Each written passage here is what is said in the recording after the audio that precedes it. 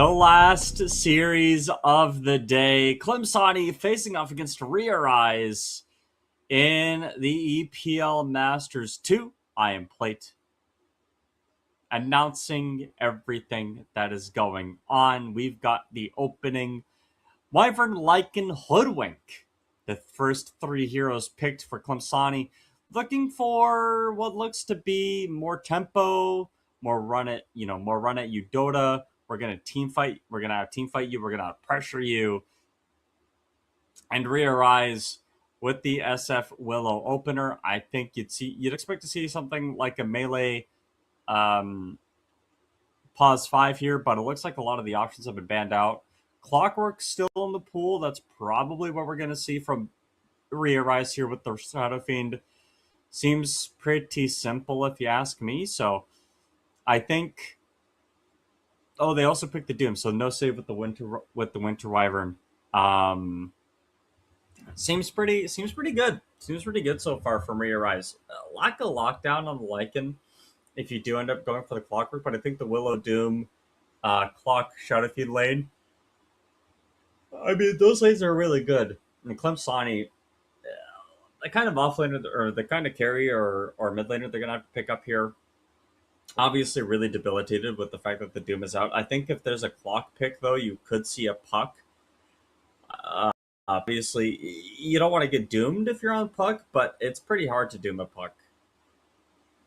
Doom has a pretty hard time getting on top of her. You could buy a Force Staff as well. Like it's not hard to play Dota into. So even if you go Aghanim Scepter with the Doom, again the Force Staff on Puck is pretty good. So I don't know. We'll see what the Doom ends up going for. I think it really comes down to what kind of pause 5 you're looking at. Again, I don't know how it could be anything besides Clockwork here for RE.Arise. Maybe they don't play it, but I find that hard to believe. Never mind, they go Mirana. I don't like this. I'm not a fan. I think the Clockwork was easily the best option to go for. I think you give yourself the best opportunity to win with your best opportunity to win with this Mirana. Arrow is kind of good into Winter Wyvern, but where's the setup for your Arrow? Bramble, the fear from Willow, maybe the fear from SF. There's a lot of fears from RE.Arise, so that could be that could be what you're really looking for. But yeah, maybe if there was like an Underlord on the Doom, for example, Ember Spirit could be another thing that's possible here for RE.Arise. Ember Mirana would have been a little bit better, but instead you give the Ember Spirit to Klimsani. And Ember is one of those heroes that doesn't. You get doomed and you care, obviously, but if you have the magic shield going before you get doomed, you negate so much of the possible damage coming out with the Scorched Earth that you can walk it off pretty reasonably. As long as you live through that initial burst, you can always reinitiate into team fights with the use of the ultimate, right? So you can fire yourself back in. Klimsani banning out two of the hardest Ember counters in lane, the Sark and the Huskar, but there's still plenty out there. Snapfire, for example, for RE.Arise. Big stretch. Snapfire really good into the Ember Spirit lane. Something that we continue to see even after the nerfs. I think a lot of teams are warming up back to the Snapfire. It used to be that you wouldn't see Snapfire even a little bit, but Klimsani go for the tiny, so we see the full breadth of what Klimsani are looking at here. And we're going to get Viper. Oh my gosh. If Ethereal doesn't win his lane, RE.Arise lose. And the thing is, I'm gonna keep it a $1.50. I'm gonna keep it real, okay? I do not believe in Viper at all. I think that hero in my pubs, or at least from what I see, even in pro play, might have a 20% win rate. This hero doesn't do anything. You pick this hero to counter a lane, it wins its lane, and then it does nothing. I think we'd have to see like Shiva's Guard Aghanim set there from Viper. Really just a big amount of like AoE, magic damage burst, DPS, kill everybody, get the Ember Spirit, keep the Ember Spirit off of himself, off of the lane, keep that middle lane pushed in, invade the big jungle, play a Viper that is a squeezing Viper. But there's a lot of burst damage, right? Tiny has a lot of burst that Viper doesn't like dealing with. Lycan has a lot of summons that Viper doesn't like dealing with. You don't want to get Winter's Cursed, or the people around you don't want to get Winter's Cursed because you just do a lot of damage. So,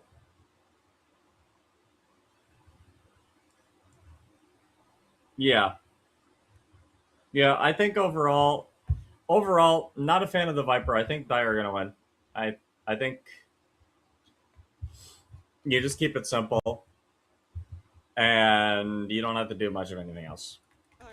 It really does just come down to that. So Еще посидим, еще посидим.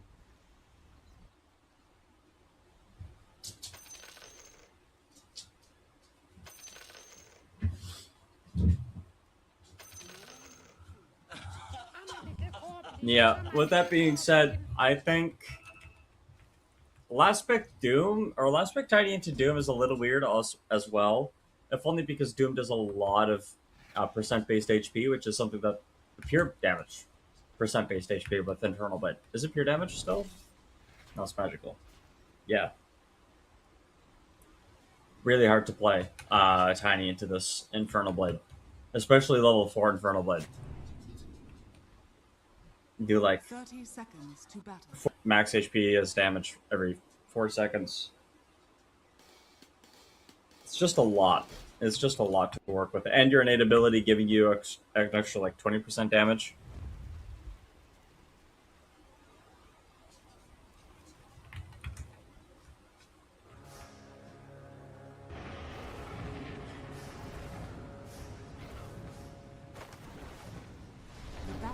I don't know. Level pain is weird. Level pain is weird. But let's take a look here. Mid lane. It's gonna be the Viper. Oh my gosh, Shadow Fiend. Yawai? Oh, he's fine. Wow, that's a lot of damage.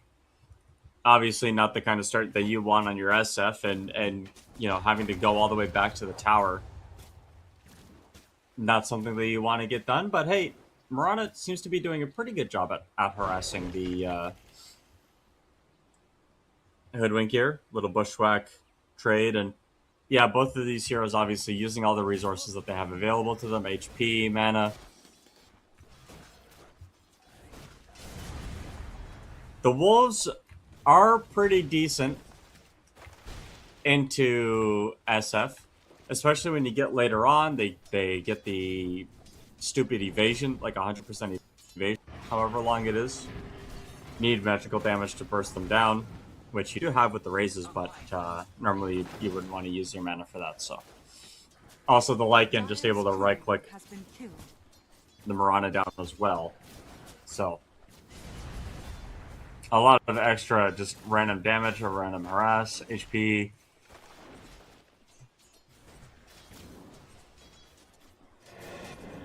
Bottom line is gonna get pretty spicy here, I think. Once we get up to like 10 to 15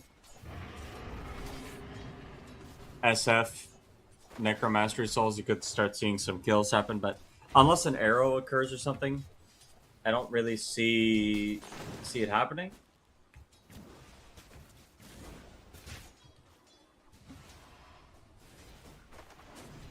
Mid lane Viper is not actually doing the best against the Ember.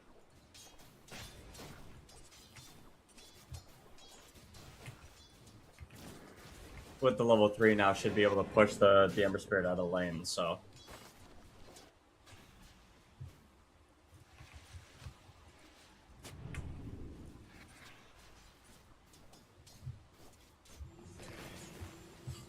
We'll see exactly how this mid lane transpires, but I would expect to see a Viper dominate a little bit more than this. It's only a difference of 2 CS at this point, but I guess when you go Sleight of Fist level 1 on the Ember Spirit, you know how far the lane is going.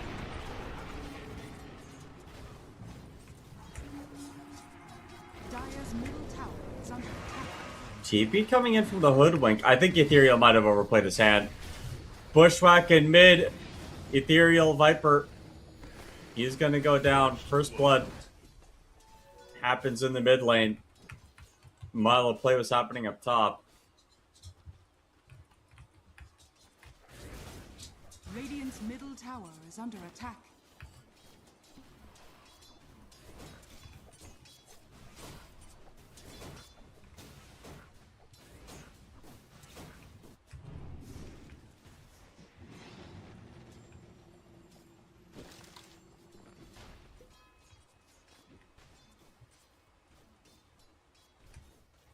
So mid is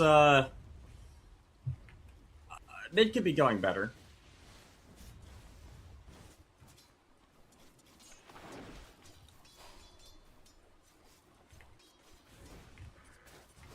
Obviously that kill on the Viper was pretty devastating.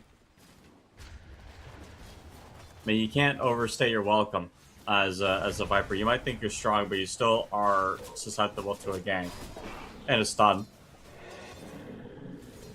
25 CS though for the SF. This has been a good lane.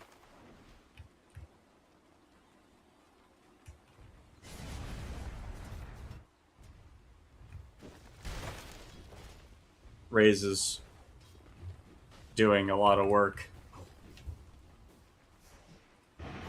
Dire's courier has been killed. Unfortunately, SF taking a bit of harass here. Oh, never mind. It's turnaround play easily on the Lycan. You do not have any more jumps, but you don't need them, as even if Lycan isn't taking last hits, it doesn't really matter.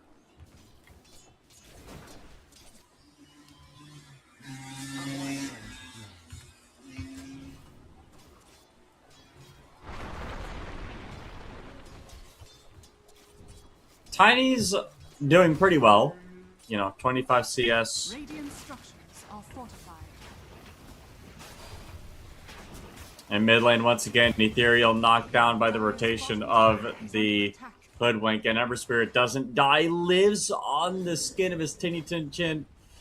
The hairs of his chin. I was going to say the skin of his teeth. And then I got to confuse the hairs on his chin. And we ended up wherever I took us. Let's not ever go back there again. The skin of your chin is a crazy thing to say. They do. I mean, there aren't any stacks in the triangle, but Hoodwink continues to just take some harass here.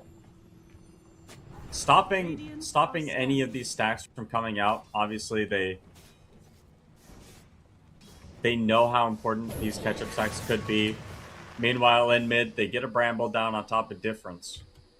But it makes no difference to him. Dire's middle tower is under attack. The Viper's still trudging along in the mid lane. I mean, I guess even if he dies twice, his only job is to just keep going. Pushing this middle tower with the catapult. Maybe not even take it, but at least put in so much work that there's, this tower goes down to a quarter or 3/4 HP maybe.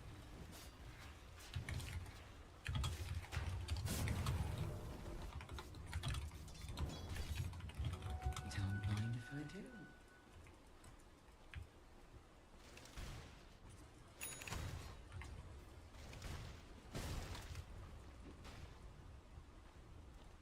Mid lane.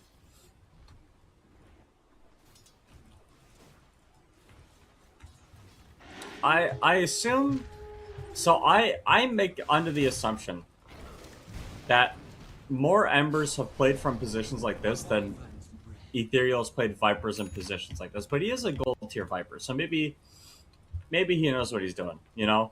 a lot of the times I feel like I see a silver tier Viper player come in and pick the hero, but you know, if Ethereal is a known Viper player, if he's got a couple of games of Viper under his belt, then I would assume that he's got something going for himself here. Dire's middle Again, tower just is keeps under pushing in this tower. He's going to take this tier 1 tower mid. Radiant's bottom tower is under attack. And bottom lane, obviously you see on your screen the Hoodwink picking up that kill with the help of the Wolves. Level Radiant's 5. bottom tower is under attack.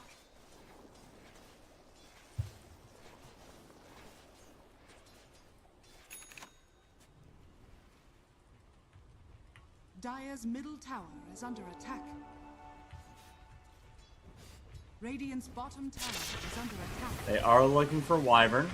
Bramble comes down. But the magical damage is there. They do see Rain. That will be a kill for Waveform. Goes into the ethereal world and TP's away. No chains are available. Can't chain something you can't see.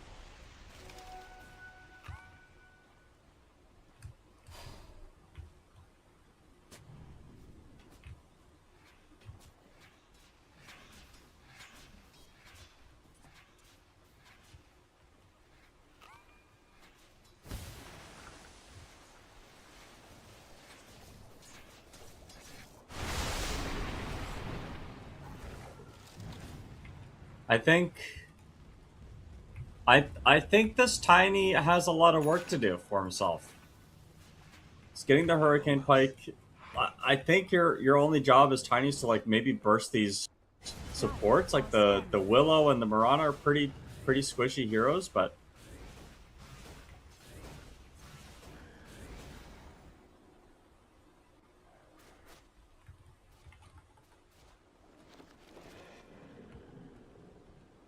Radiant's bottom tower is under attack.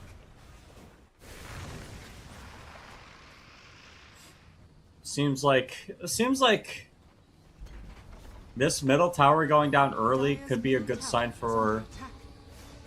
RE.Arise. Radiant's bottom tower is Adds under another attack. layer of tempo to their Dire's game. middle tower has fallen. Radiant's top tower is under attack.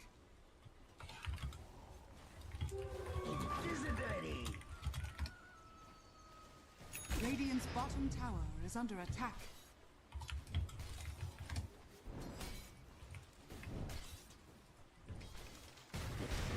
Hoodwink. Still getting some B words down. I think at some point, like you're just waiting for timings. Mask of Madness on Radiant's Hawaii. bottom tower has fallen.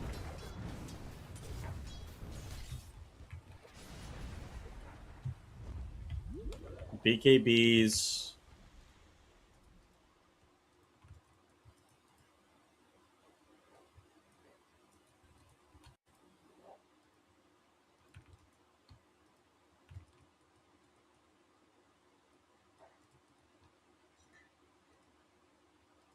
Just a lot of, a lot of space so far.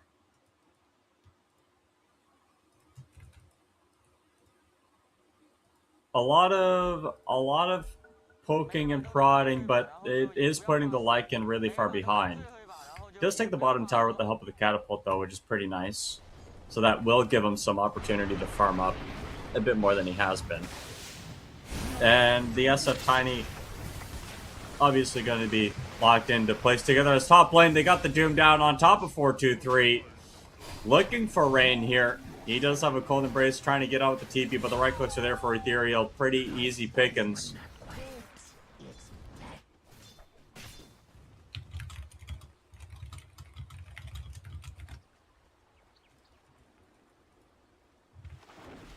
Dire's top tower That will is open under up this attack. top tier 1 tower to get taken out in Ethereal. Maybe next pushing the bottom tier 1 tower.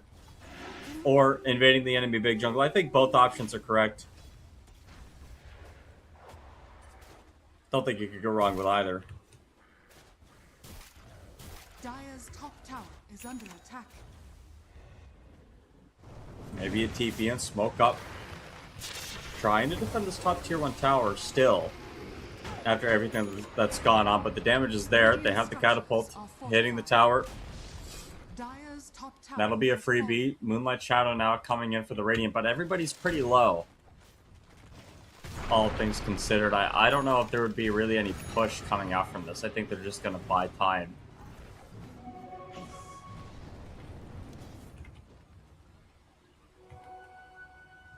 Obviously, these players will use every resource that they have available to them, including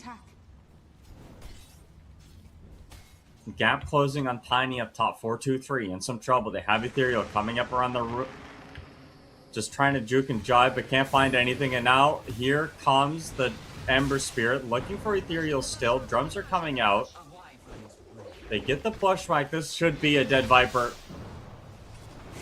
They come in as well, looking for this Viper still, but the Wolves come out. Forstaff is not going to save anybody.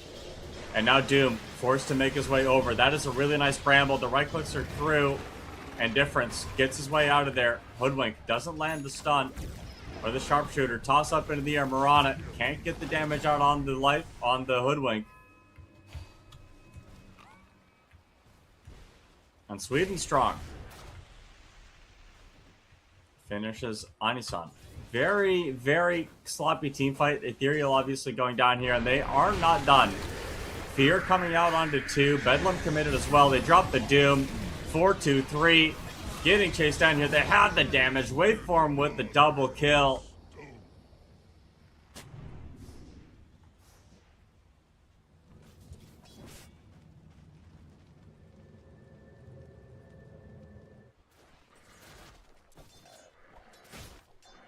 Radiant's middle tower is under attack.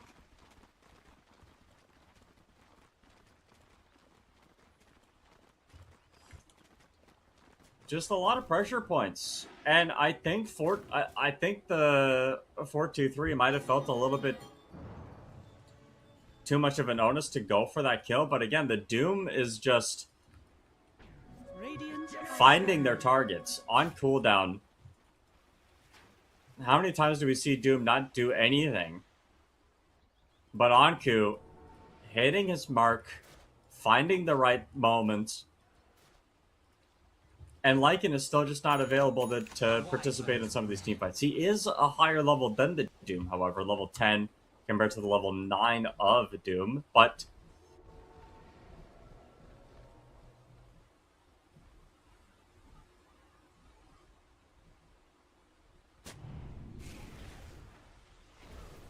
you can see Doom Radiant are scanning. farming it up a little bit. They are finding Lycan with this Moonlight Shadow. It is the SF ulti that gets the kill bottom. Meanwhile, up top, Ethereal looking for this pickoff on the Wyvern. Will get it easily. And RE.Arise with the tempo. Radiant's Yeah, middle it's tower one thing. is The under attack. lanes are one thing, but they're using the power from the lanes very effectively, finding pickoffs Dire in the are lanes. scanning. Dire's bottom tower is under Knowing attack. that enemy heroes are going to be going to those places. And SF needs some help. Turns around with the Mask of Madness. They have the damage. And now the Ember Spirit taking quite a lot. He's going to turn his attention over. Gets the kill, but also dies. Difference. I don't know if that pickoff is worth it, but it definitely has happened.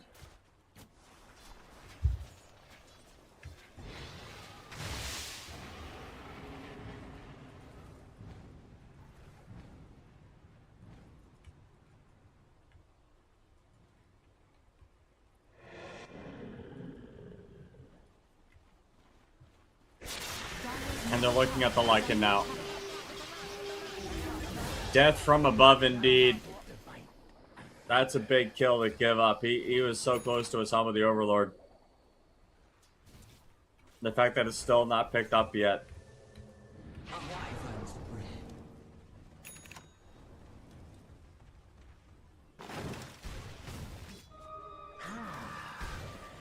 Hurricane Pike is interesting. I guess Viper's building more like a carry.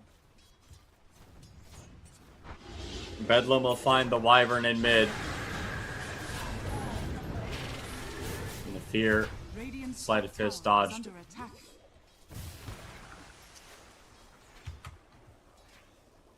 So 1 for 1, but I think obviously giving up a dominating spree is a lot better for difference. Though it still continues to be space at this point, where we're not seeing a whole lot of farm, not a lot of farm safety for KS there, and the win probability is showing it. For those that can't see it, 85% in favor of RE.Arise at the 17-minute mark.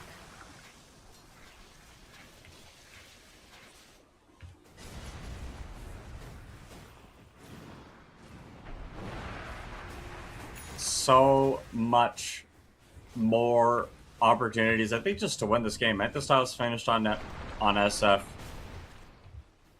He's going to go for the Hurricane Pike himself. So identical item builds for the SF and the Ethereal, but as you can see, everyone from the top lane needing some help. Throw an arrow in. Nope. Guessed wrong.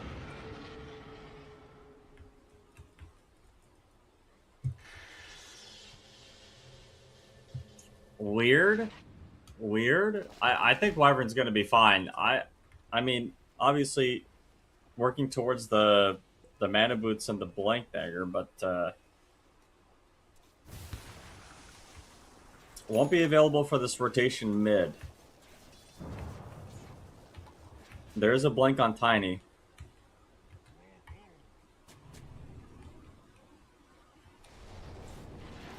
They want to find Ethereal. They see him with the wolves. Maybe they don't know. But there's the blank in. Counter Doom with the fear right on top of the Ember Spirit. He's going to go down. That's an easy kill. Meanwhile, TP in on the backline. Ethereal trying to get away, but that blink reinitiation is good. And the Lycan doing a lot of work here. As Mirana getting stunned up. Again, just full pressure, full Lycan. The wolf howls. And everybody listens. Everybody coming in. Toss back. Trying to keep Lycan alive still, but Yawai. Gap closing with the raise. Finds the pickoff. Needs to be careful still. There is an opportunity to get this kill onto the SF. They have the Tiny and the vision with the wolves. Tree line play. But SF comfortable in his own soul's skin. Will look to make it out. So nice reinitiation, nice team fight. KS found, you know, they find the Tiny blink stuns.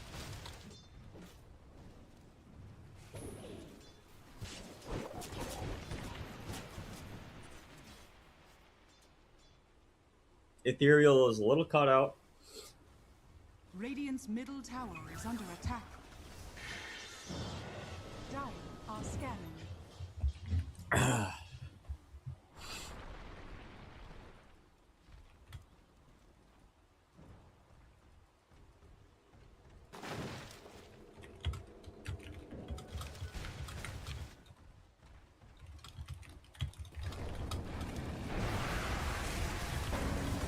Radiant's middle tower is under attack.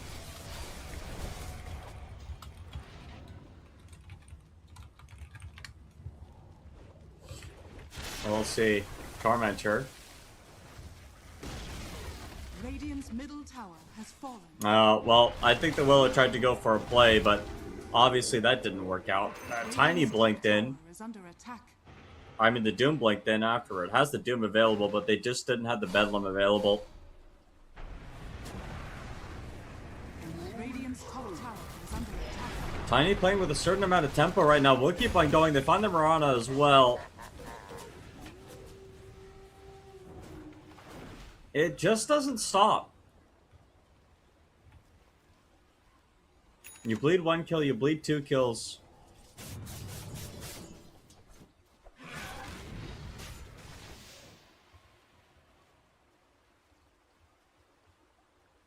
But the Shadow Fiend is still the one that is winning out of all of this. Hasn't? I mean, he's died a couple of times, but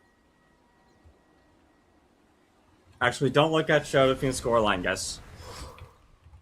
You don't want to look at it, believe me. It's going to trigger a lot of you.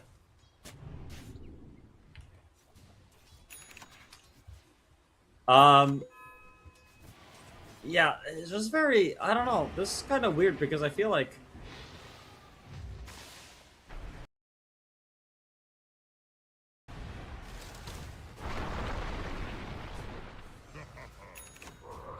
Radiant's bottom tower is under attack.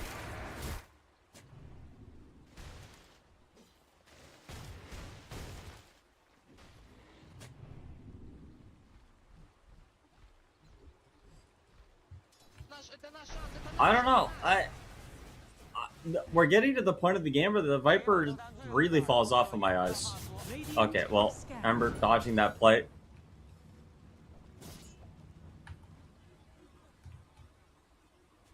BKB coming for the Doom soon.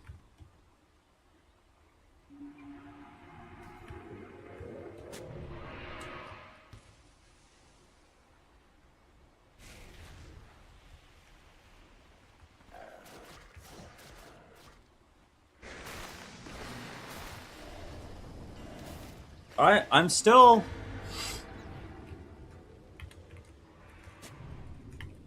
at a loss? I don't know how to put it. The Hoodwink. Getting caught. Easily picked off by Ethereal, but everybody's going to rotate over. There's no Hurricane Pike for the Viper to give himself away. There is some detection. But Ethereal manages to get himself out. Silver Edge being completed for the SF here next. Dire are scanning.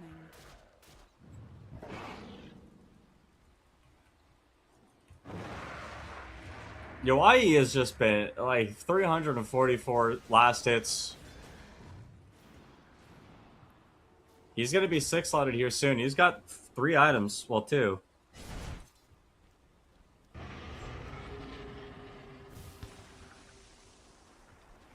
Full inventory nonetheless.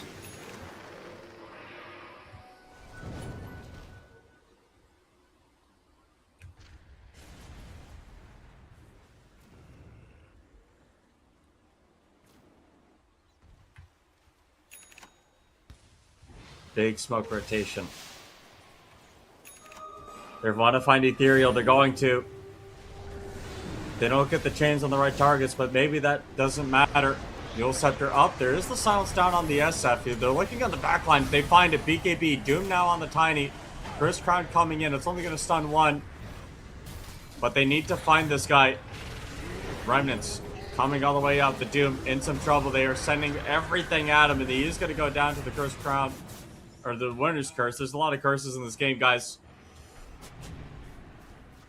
Hoodwink. Looking for more, but the tree line's going to be saved by the Viper.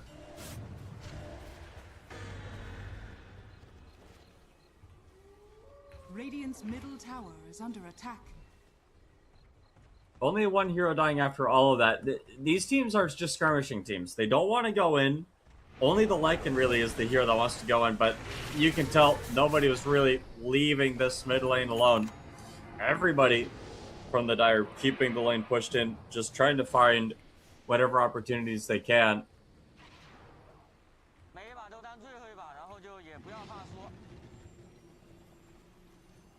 But the Tiny's nowhere to be seen. Hoodwink with a really nice play, just breaking that smoke. Uh-oh, Tiny. He is invisible. Trying to play around the wards. Radiant's top tower is under attack. Dire are scanning. He's gonna find the SF. Blink away. Radiant's top tower has fallen. Arrow landed on the Ember Spirit. They have the Bramble. That's a kill. A rogue arrow. Finding the Ember.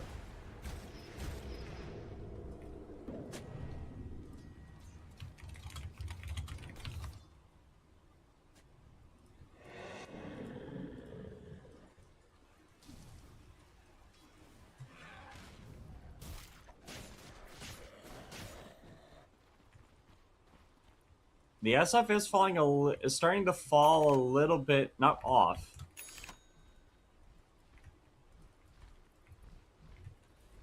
Dire's bottom tower is under attack. Dire's bottom tower has Just a fallen. touch behind. Radiant's top tower is under attack.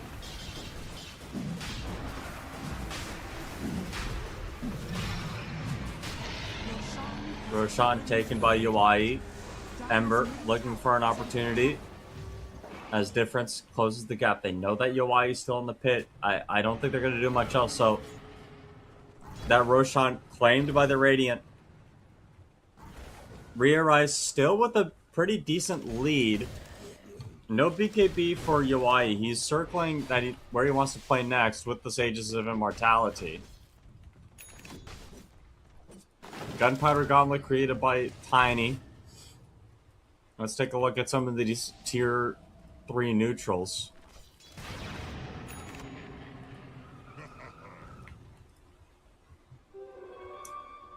Gunpowder Gauntlet for 2, but there's a blink play right on top of the SF. They find him. He was alone for some reason. They didn't, they didn't play around with him. And they're still looking for the Ember Spirit. Trying to get away. He is broken at this point. Not that that does much of anything, but SF. No BKB, so he gets caught pretty hard. Radiant are scanning. Very surprising, obviously, when you consider that. And 423 will take the Wisdom Shrine as well.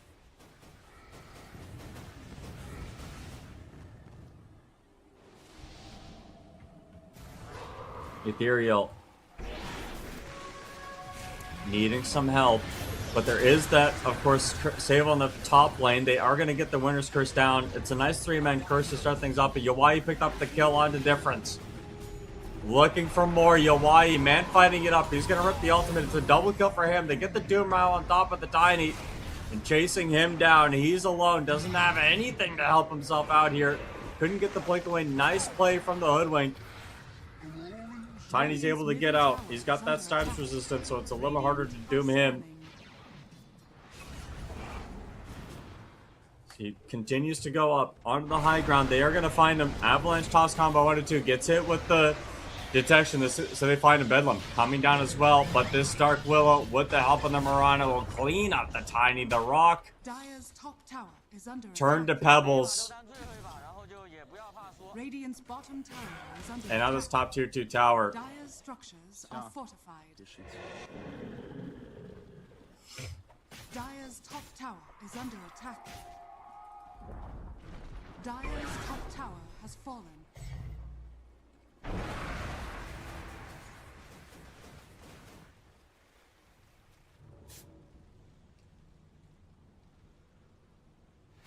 Dire's Middle tier 2 now we're under siege with the help of Ethereal's Shard. That does so much damage to buildings.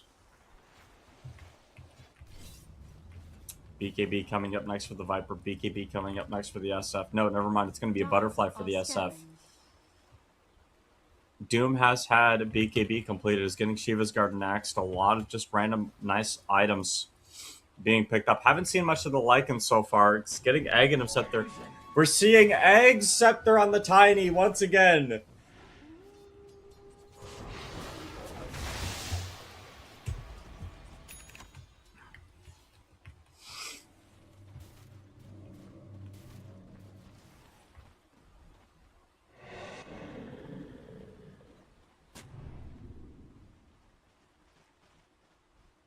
A wyvern's breath.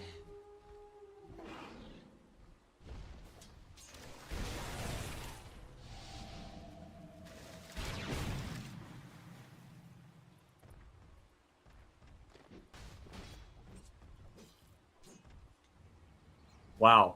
Just, and these team fights, this one probability for RE.Arise is not budging. 14-19.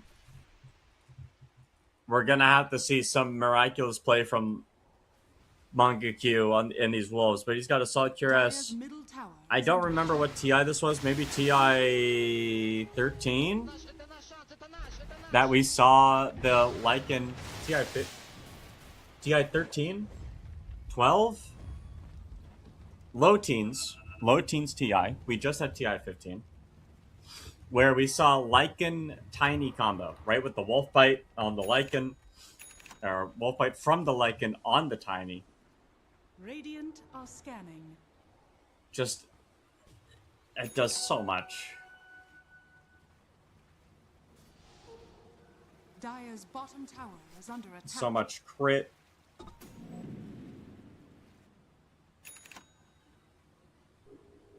Dire's middle tower is under attack. That's kind of crazy. I remember that. Dire's middle tower. One of the most iconic moments of TI. But, and maybe an iconic moment in this game. Bottom tower has fallen. Dire's middle tower is under attack.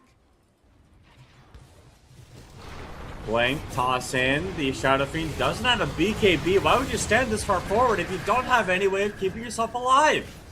That's a free pickup on the carry, just like that. Both supports are going to go down here. It'd be a miracle if they got out. But this Mirana is not going to be so lucky. Oh, nice jump over the tree line. But you can't escape the spirit.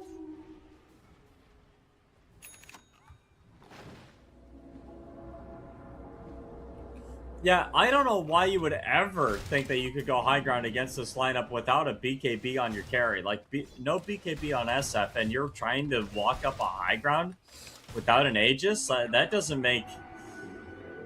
That feels forced.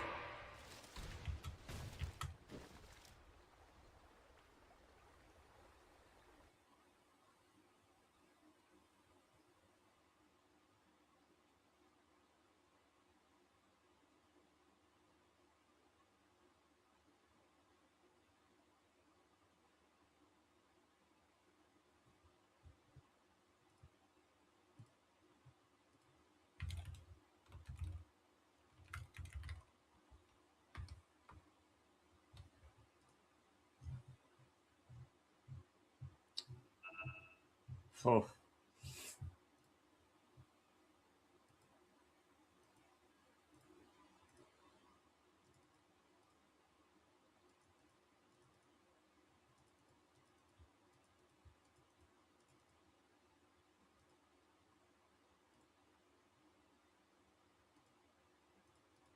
Very odd.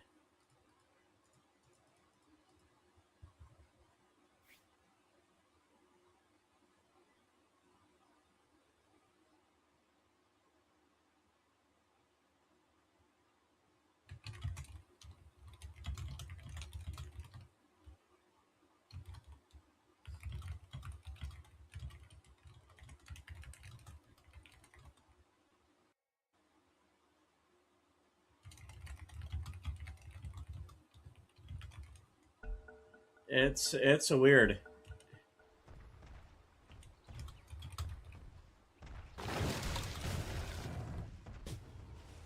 A wyvern's breath.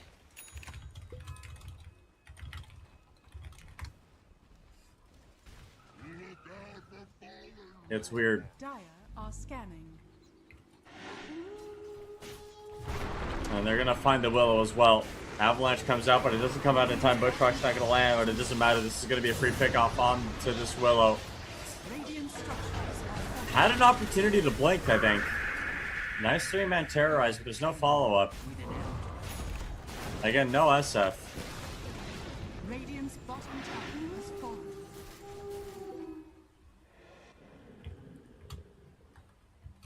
No BKB for SF either, dude. You gotta build a BKB.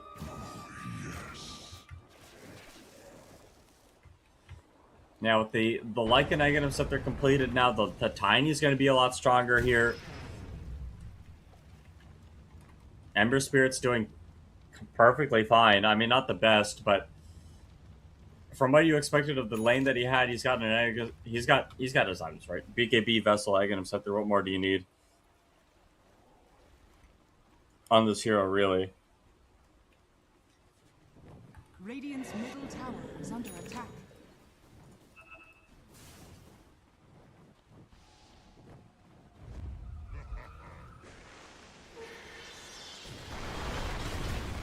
Big pickup. Hold on a minute. They got the Willow again.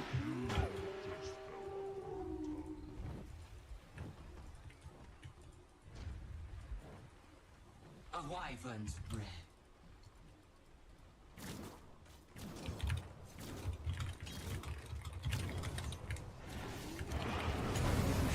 Big play. Winner's Curse coming down. BKB turnaround, though they will get the Doom on the Wyvern.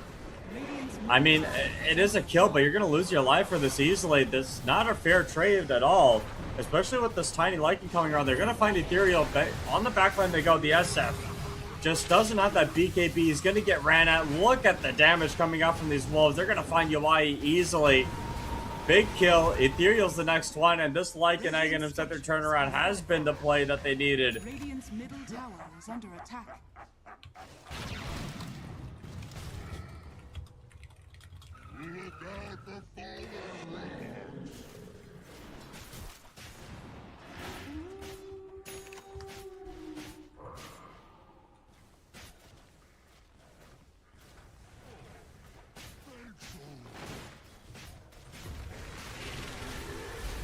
Tier 3 tower. Radiant's bottom tower is under attack. Radiant's bottom tower has fallen.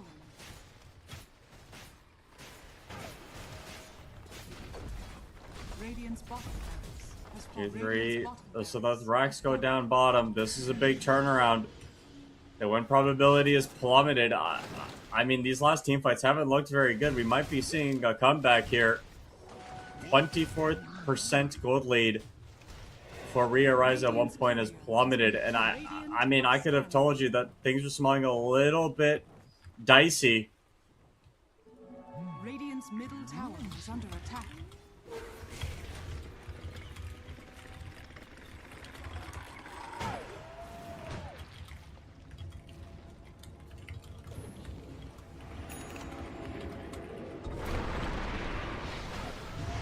Big plays once again as they just continue to find this hoodwink, man. Radiant's middle tower is under attack. Poor Waveform hasn't been able to get himself.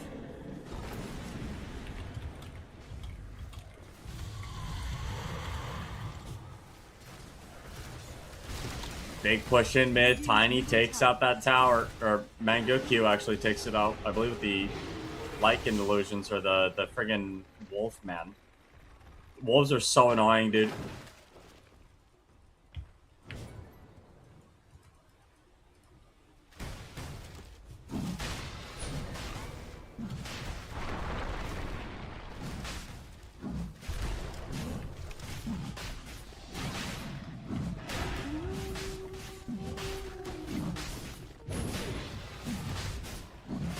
Radiant's top tower is under attack. Roshan will go the way of the Dire. KS. Now they have Wolfbite Aegis on the Tiny, TPing right into the outpost.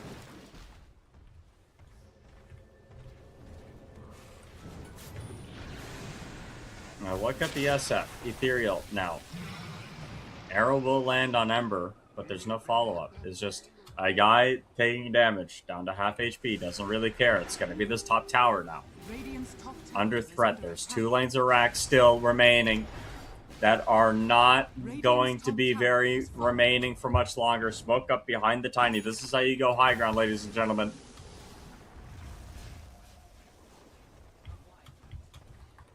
Buying their time. SF walking to the enemy secret shop to get the Satanic. Doesn't have buyback. The most farmed hero on the map.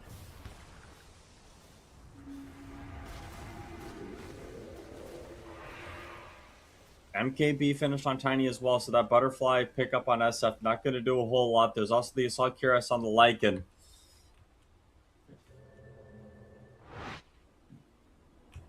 And we're seeing that gold lead now. It's been evaporated.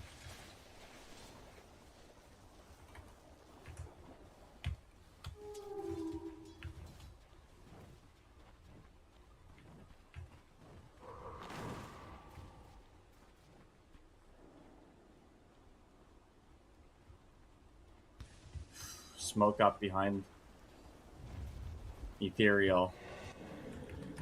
Dire are I mean, is scanning. a Scotty really going to fix the outcome of this game on Ethereal? I don't know how much it's going to do.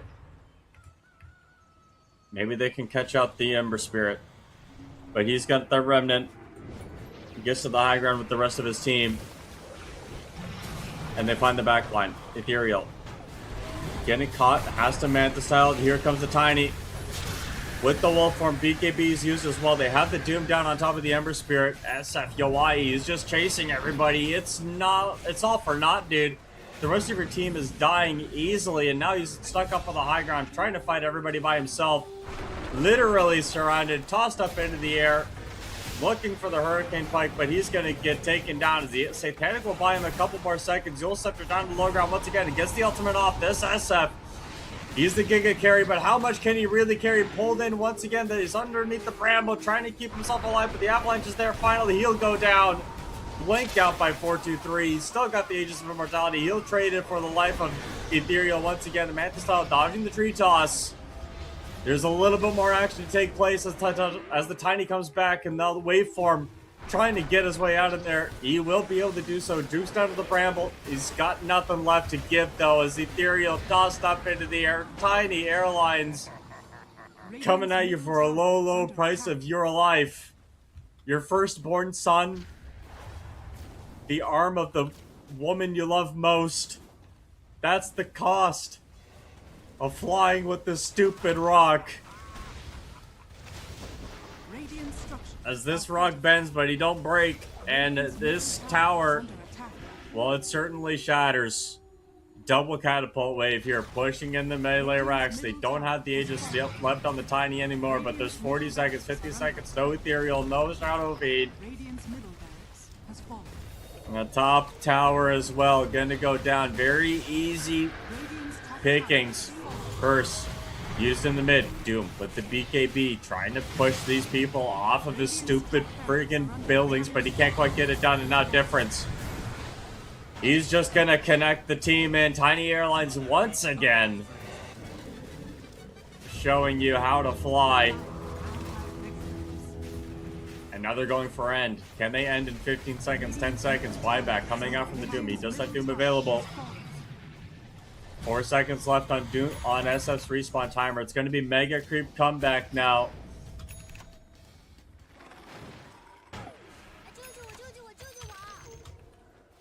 Well, we don't see a lot of comebacks here at EPL.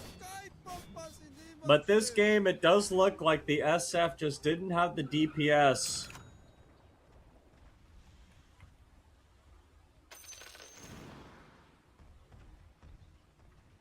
Radiant's courier has been killed. To make stuff happen. As they are going to find Ethereal once again. BKB comes out the fear now onto the Hoodwink. SF trying to get the gap closed in. They are looking at 4-2-3. Got him with the Doom. He should go down here. It's going to be another pick-off maybe on Hoodwink. Mirana hits him with the Starstorm. So the possibility of a reverse comeback are minimal, but existent. SF will hunt the Lycan. Double bounty rune, very nicely picked up. But yeah, Yawai obviously doesn't have the Silver Edge duration to get something going here. There is going to be the initiation out. SF needs to connect with this team, find Ethereal, but they are going to get the curse down on top of the Doom.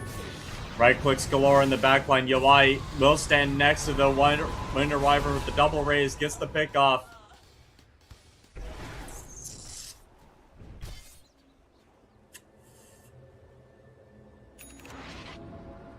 Daedalus, the next item. I'm still not sure about the prospects of RE.Arise coming back in this game.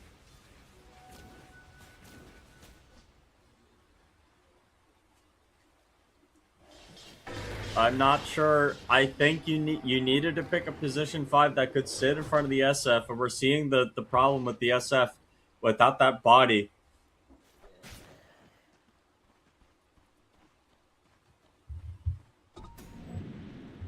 We're seeing the problem with the SF in general.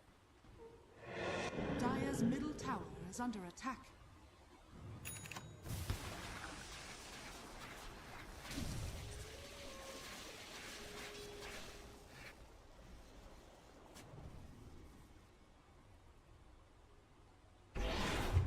Just The fact that SF doesn't have a BKB is puzzling to me. I don't know. I don't know if that's like supposed to be what happens as Willow dies again. Willow death counter for those wondering is at 9 at this point.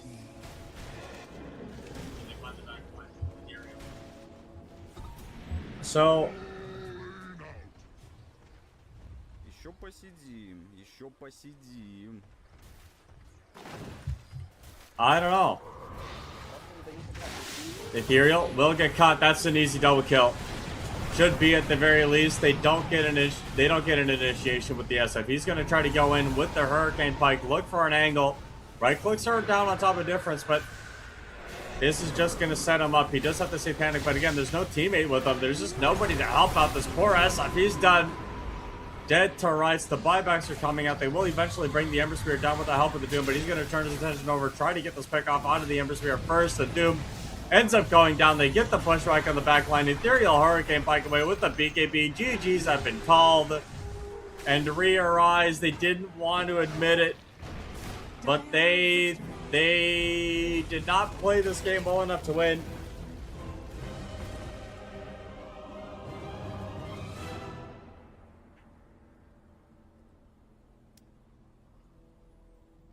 Guys, that was a nice.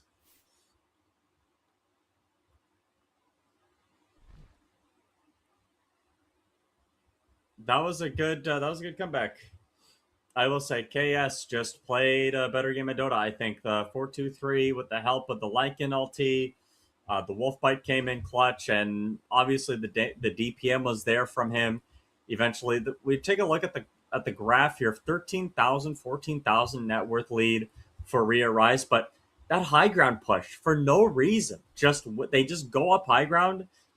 The SF gets tossed back, and that's the end of the game. Like literally, the game ends on that toss back.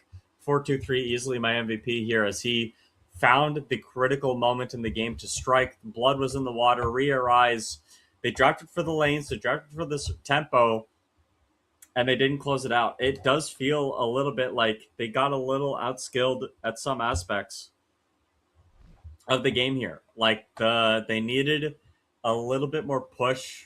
They needed a way to break the high ground. They didn't have it. I think if you stand Viper in front instead of the Shadow Fiend, maybe you can get something going. But yeah, this Wyvern curse obviously a really big save as well. Just the support duo as well from KS felt like they did a bit more. I don't think Anisan had the greatest of games. There wasn't really any way of setting up the arrows. So it was because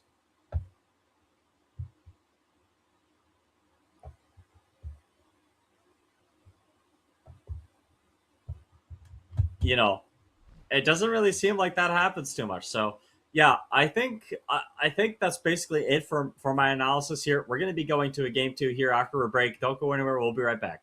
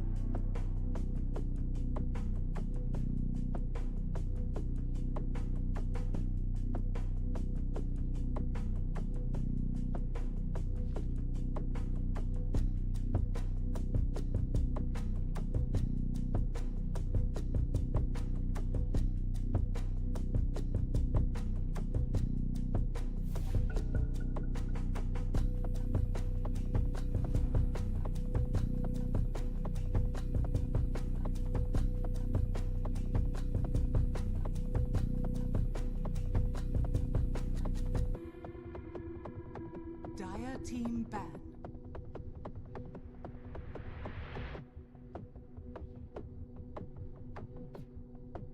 Ten seconds remaining. 5 seconds remaining. Dire team ban.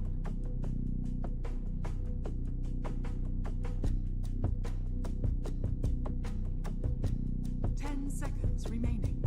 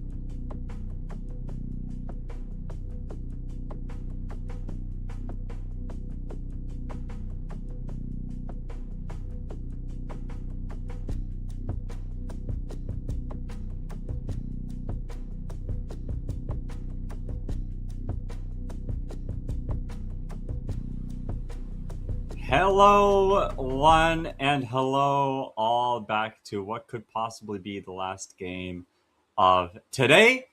It is RE.Arise taking on KS. Oh my gosh, you just gave up Carl Necro. Never mind, it might be it. We're getting pretty close to me saying it is going to be definitively the last game of the day. Carl Necrophos for the side of KS, whereas RE.Arise pick up the Winter Wyvern. And let me tell you something, I am a big fan of the Necro. I'm a big fan of Necrophos, and I'm a bigger fan of Coddle. And I think when you put Necrophos and Coddle together, good things happen. Unironically, the Keeper of Light and the Keeper of Death, is that what Necro does? Keep stuff dead? I know Pudge eats stuff, like dead stuff, but I don't know.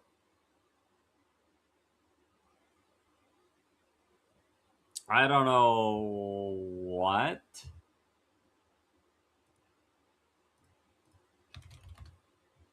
I don't know. I don't know like what the lore is between the two of them. If they have like some lore alongside each other or whatnot. But yeah, I think KS need to pick a frontliner here. They've gone for the Wind Ranger, so it could be like it could be a +4 Coddle with the +3 Necro is kind of what I'm thinking. You want to dodge the Underlord lane. Never mind. It's going to be carry Necro or mid Necro. +4 Wind probably. KSF. I don't know what KS are doing. I think you could close your eyes and then like spin a wheel and one through 1 to 5 on each one of their heroes, and it would give you what their positions could be, and it might be right. So, you know, they have just flex galore. Like it could be a mid Coddle, it could be support Coddle, it could be a mid Wind, it could be a carry Wind, it could be a +4 Wind. It's going to be a +3 Centaur. Could be a mid offlane or carry Necro. Well, I guess it couldn't be offlane Necro because of the Centaur, but we have seen mid Centaur as well this tournament. So maybe it's mid Centaur offlane Necro. Again, there's just so much. There's literally so much flex happening at KS. It's impossible for me to say no, no, no, mm-mm. No. So okay. The benefits of the RE.Arise draft. Winter Wyvern is good. Underlord is fine. That's about it. Like I don't like Templar Assassin. I really don't like Templar Assassin. This is a hero. So let's go back. Let's go back in time and use our imagination, rainbow style. Templar Assassin used to be the kind of hero that would dominate a lane. You'd just kill whoever was in your lane with the +5 that was like a Tusk. I'm dying. I guess if we're going back that far, Shower Sham and Dazzle were part of the mixture too. Bane, right? Like we're talking about you walk up to someone, you give them minus armor, and you kill them. That's what TA did. TA has had some of the most egregious nerfs of a hero over the past year and a half, I think, of any hero. We really don't see TA picked a lot ever. And nonetheless, we don't see TA picked against Wind Ranger, and we don't see TA picked against Necrophos, because the most important thing that you have as a TA are your Melt Strikes. So you just want to blink, Melt Strike, kill. That's what you want to do. But if you're a TA, you have neither of those options available to you, you're going to get rolled. TA does not have the survivability that we once saw on the hero. TA does not have the damage of the hero that we once saw on the hero, but TA does have the farm, is something that you could maybe consider. I think KS, I mean, like the Puck and the Underlord is fine. Like that's good, all well and dandy, but you're buying time and space for a TA that may never come online. And KS also have a pick for this counter against the Puck if they want to do something weird like a Night Stalker. We've seen Night Stalker mids in the past, Riki's mid in the past, Void Spirit would be a decent option against the Puck as well. There's like 800 different options available to KS at this point to counter this Puck. So in my opinion, KS have already won the draft. I think unless they pick something like, let me close my eyes and think Broodmother, um, they're gonna win. So yeah, I'm just not a fan of how the puck lines up with the TA's timings. Like TA is a hero that you get your Dragonlance, you get Blink, and you get Desolator, and then you get the Triforce. Desolator was strength, right? The Triforce is strength, wisdom, and what is the third one? I forget. I actually have to look at this up. I told you. I literally, guys, look at me. This is the second, last pick PL. Yeah. Last pick Night Stalker. I'm telling you guys, I know what I'm talking about. Okay, everybody in chat is saying, "What is this caster talking about? What is this caster talking about? This guy's an idiot." This announcer is yes. This. There's a reason you're sitting there. I'm sitting here. Yeah, this Night Stalker. I told you. Squad 1X is playing Night Stalker. Okay, wait. It's going to be an ethereal puck. I'm telling you guys, I know what I'm talking about. Night Stalker into this RE.Arise lineup is crazy. Power, Wisdom, Courage. Dragonlance is Courage. Blink is Wisdom. Desolator is Strength. Boom. There we go. That's what the Triforce is. And speaking of KS of this game, I think I'm giving it 85% in favor of KS this game. Like 85% in favor that they're going to win this game, if not 90%. I'm telling you guys right now, this is just they picked the meta stuff and RE.Arise picked the Templar Assassin in a game where it's not even a good Templar Assassin. I can't begin to describe how one-sided this game is about to be. And I'm so excited that we're all going to be able to watch it together because to be honest, this is just like unless KS turn their brain off and decide, hey, we decide that we don't want to play Dota, we're just going to sit five people in one lane for 20 minutes, run it down, and feed over and over again. This game should be a stop for KS. And so, with that being said, what can RE.Arise do to counter KS's lineup? Right, so you have to deal with first of all, Caudle Nightstalker used to be a really bad combo, but because they changed Caudle, it doesn't matter anymore. It doesn't matter if it's daytime for Caudle. It doesn't matter if it's nighttime for Caudle. You don't have anything that makes it daytime for the Nightstalker. So this combo on the same team, the win rate used to be really, really bad, but now it's getting a lot better. It's not, it's not bad. Like it's really just it's straight up not bad. And if you get the Caudle with the Night Stalker on the Crippling Fear, it's permanent Crippling Fear. Permanent Crippling Fear. Okay? Do we understand what I'm saying? 8-second CD. So Chakra Magic, 11-second cooldown, 6-second cooldown. Oh, it's not permanent, guys. It's not permanent. I apologize. There's a 3-second downtime.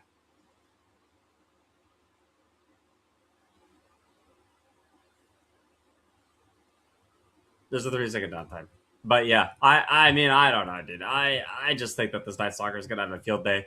With a Coddle behind you, bro, you're just going to keep getting mana fed. We see Midnight Stalker go up against pucks every now and then, and obviously the new build seems to be maxing Crippling Fear.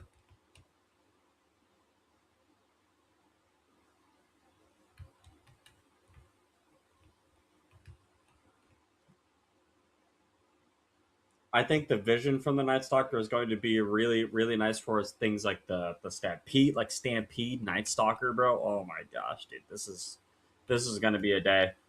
This is going to be a game of Dota 2. I cannot wait to see it. And real time, two for 2 are the runes. It's going to be Coddle plus Necro in the safe lane. Yes, please.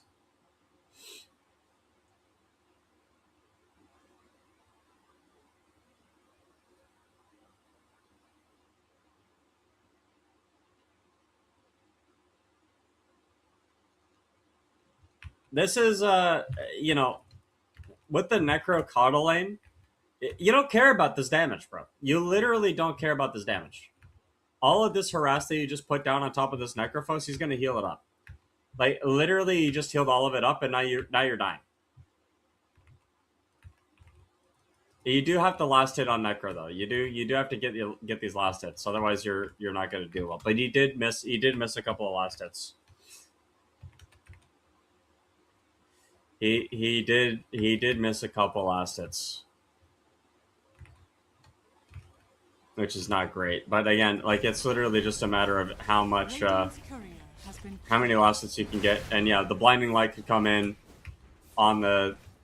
Oh, he doesn't have it. Well, it doesn't matter. Blood Grenade might have been able to get that kill as well. Yeah, I mean, Underlord doesn't do anything against a Necro lane. It literally doesn't do anything. You're gonna get Heartstopper Aura.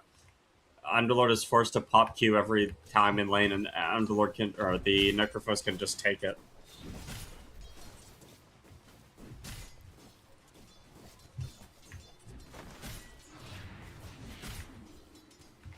Yeah. So I don't even feel like talking. I mean, bottom lane is going to be a stop for Chaos. This is not going to be close. Mid lane, I think Night Stalker doesn't do the best in the lane against Puck. I think it's like okay. We are seeing a move actually away from the max void, or sorry, from the max crippling fear on Night Stalker. Seeing now just casual 2-1-1 probably. Yeah, the lanes are going as you expect.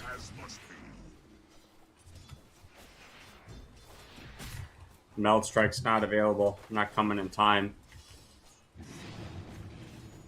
Centaur should have a pretty nice time in top lane as well. He just does so much. When you get the Helm of the Iron Will, the minus armor from the Meld Strikes isn't gonna really hit that much. It's 2 armor reduction at level 1 Meld. Like 4 armor reduction, that's the Helm coming in. Power Shot Wind Run for this Wind Ranger as well. You're just able to out-trade so effectively in this top lane.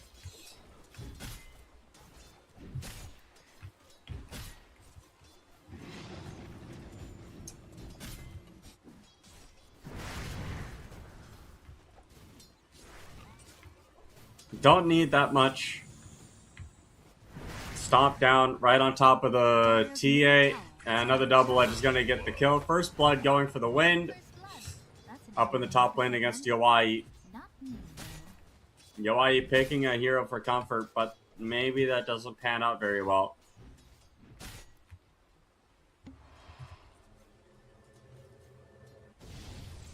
You have the Coddle Blast as well. Uh-oh.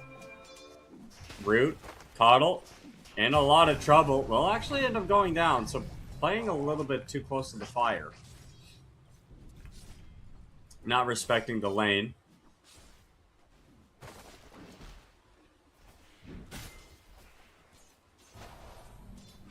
Radiant structures are fortified.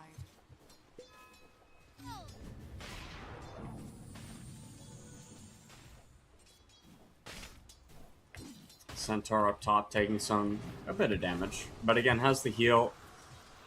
The meld doesn't really do much. They have the power shot. Oh my gosh, Yowai in some trouble. There is the Lotus of available on the Centaur. Turn around. Instead, it's going to be Ani-san eating the right clicks from the Wyvern, or the Wind, sorry, and a kill in mid. As Squad 1 actually got the kill onto Puck. Ethereal goes down.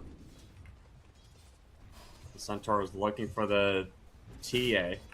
There's no power shot, but Wind finds UI, has Wind Run. Middle tower is under attack. Templar Assassin. 1 power shot is all it takes. And the double edge is there as well. So that's going to be another kill for Sweden Strong. Has the urn. Probably going to build a vessel. Maybe a vessel at some point. I don't know if vessel is necessary this game, but yeah, TA obviously not having the time that they'd want to. And now that it's nighttime, obviously, it's going to be pretty big. As bottom lane, they are looking for the Rubik. Right clicks are there. They get the kill. Rain will end up blasting that one down.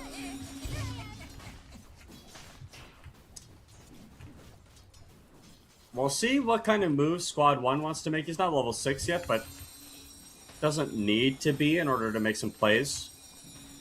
We'll get it soon. 42 CS for Necro. Level 3 Death Pulse. I think that's level 2 Chakra Magic. Meanwhile, in mid, they were looking for one of the supports. Didn't quite get it. Level 6 now finished on the Night Stalker. Shackle is down. The Invisible Rune is coming in. And they get the save. Crippling Fear coming out as well. They have the damage for Ethereal. Lift back, pulled back in. There is going to be an orb finished up and the burst. But Puck chased all the way back. They are going to try to get some pick off here, and they get it. They have the vision from the Night Stalker. Still coming into full force. Shackle power shot. That's another kill. And the Night Stalker wants to go play with a little bit more fire, but will end up backing away instead. Hoodie to catapult for some HP. Yummers? Yummers? Yo, you gonna kill that catapult or what, Home Slice? Nope. Okay. Necro farming along top. Or bottom, I mean. He's setting up for the Wisdom Shrine Steel 2, man. What the heck, dude? You can't give up the Shrine. You can't give up the Shrine to a Necro. Oh, no. Uh-oh. Oh, this is not good. They're giving it to the Coddle, actually. That's even worse, man. Okay. Okay, so...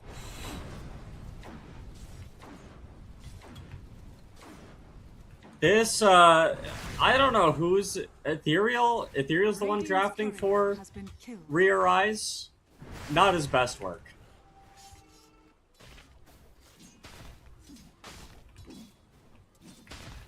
Not his best work.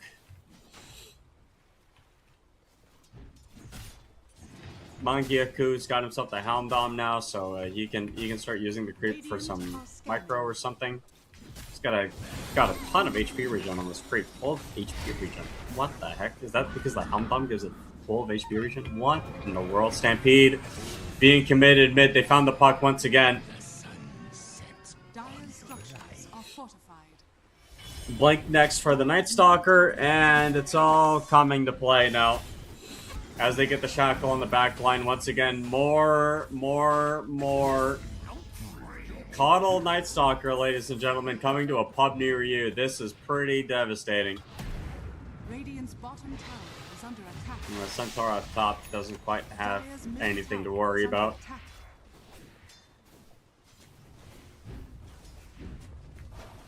They get the Shackle on the Puck once again on the back line. Oh, Puck just... can't walk in the lane. Really? Against the Night Stalker, for those that didn't see it, he literally ran it down mid and died. No, he died behind his tier 1 tower. I don't think he was expecting to get shackled there, but yeah. Dire's middle tower is under attack.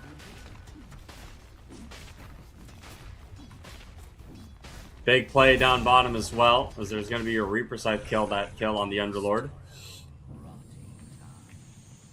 The middle tower obviously continuing to be under siege. It will be taken by Squad 1X. So first nighttime, you get the middle tower, you get a couple of kills. You even get this Rubik here. There's so many trees to shackle to. Sweden strong. Dominating at this point, but Night Stalker wants to keep going. I don't know how wise this is. The Dreamcoil is going to land, and they are going to bring the Underlord in mid as well. Nice blast, but they will pick up a killing spree from Sweden strong. Dire's bottom tower is under attack.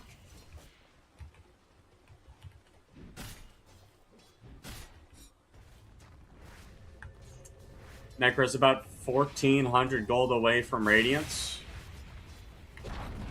Nice tower deny by waveform. Nicely done. But again, Necro is... we've seen Necros have free games like this where you just free farm to Kingdom Come. And this is something that we're going to be seeing, I think, continue.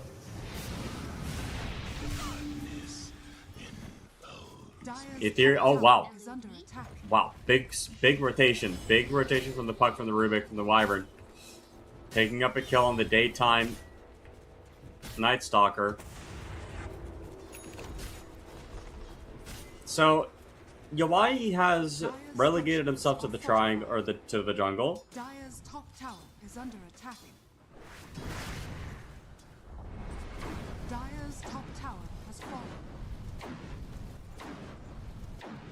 Fair enough.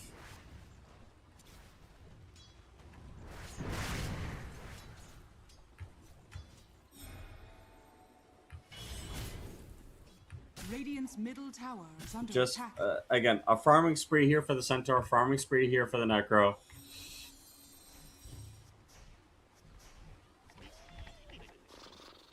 Radiant's TP boots will be completed soon. Radiant's TP boots shard on Necro before 20 minutes is like the ideal timing you're looking for. Meanwhile, mid, there is going to be the Dream Coil drop down as well. Night Stalker in some trouble. They are going to stampede him out of there. It's a lot of... It's 4 people to kill a +4. Dire's bottom tower is under attack. And Necro's come up around the corner as well. With this Radiance. I don't know how worth it that is to bring all those people for a support kill. It doesn't feel like... It doesn't really feel like it's super worth it for you to do that. The win probability, guys, listen. The win probability right now, if you look at the graph, it's 87% in favor of KS. 87% in favor of KS at this point. I mean, the lanes were just so bad. But the thing is, Night Stalker still needs to wait for that nighttime, right? Like, daytime Night Stalker, very vulnerable.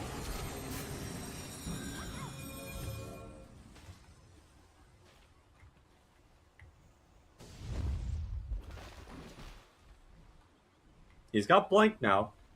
There's going to be a smoke up to the Centaur. No Stampede. Dire are scanning. Radiant are Hanging out scanning. triangle stacks. I mean, this would be pretty good. Silence comes out and the Dream Coil as well. Centaur stopping both as they are going to get the backlines pick off on the Wyvern first. Rubik looking for an angle, but is going to get the Fade Bolt finally. Stolen Stampede comes out as well. Trying to keep the puck alive. They are going to get the Shackle. Can't quite blink on the Night Stalker. Got it canceled, but he's going to have it up in 1 second going forward. That's going to be Ethereal dead. Before my time. Rubik ended up living, so you get the Centaur kill, but obviously you lose 2. I don't know who got the stacks. Radiant's bottom tower is under attack. Воу, найс! Оце потужно!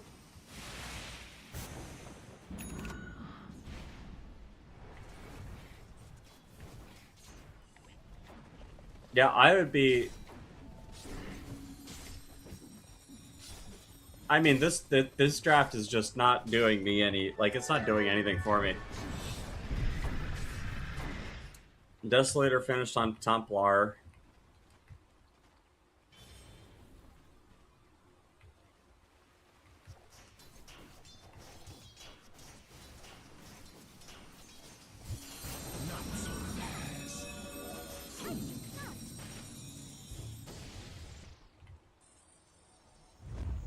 Smoke plate, wait for him, looking for another angle once again. It's going to be nighttime here in about 20 seconds. Dire are scanning. And I don't think Necro's the guy you want to gank.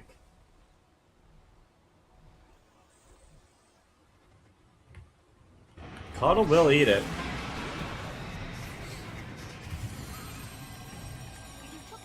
Stolen Stampede still. Actually stole Spirit Form, which doesn't do anything. Oh, it gives him 100 cast range. Squad 1. Nice Shackle. Reaper Scythe comes down. It is stolen. He's going to TP out on the Rubik. Doesn't want to risk giving up Reaper Scythe. But the puck, again, just does not have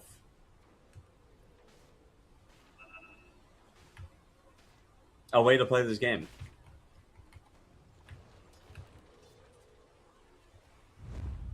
Radiant's top tower is And under I attack. soccer the Wind Ranger looking to make a play up onto the Templar assassin top. We'll see if Rubik can get there in time, but they spot him. They don't want to go for him. They know how important this Rubik is. Never mind. Okay, we're just going to Reaper Scythe immediately. Hit from the Aghanim Scepter. Underlord is there. And now the Night Stalker wants to go, and with the help of the Stampede, they're going to find Ethereal, but the save is there with the turnaround. Dream Coil down as well. Puck manages to get out.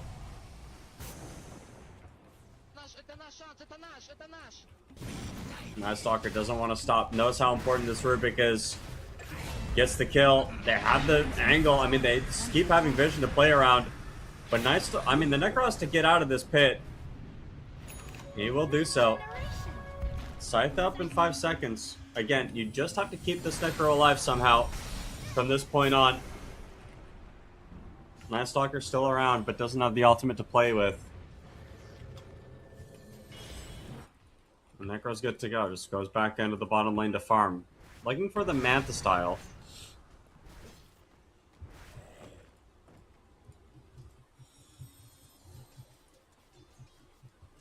I think you'd want a little bit more out of these team fights if you're Radiant.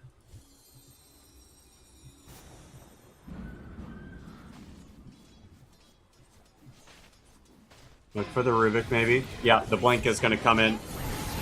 That's a Reaper Scythe. Easy kill on the Rubik. Another Reaper Scythe kill. That's number 3 of the game.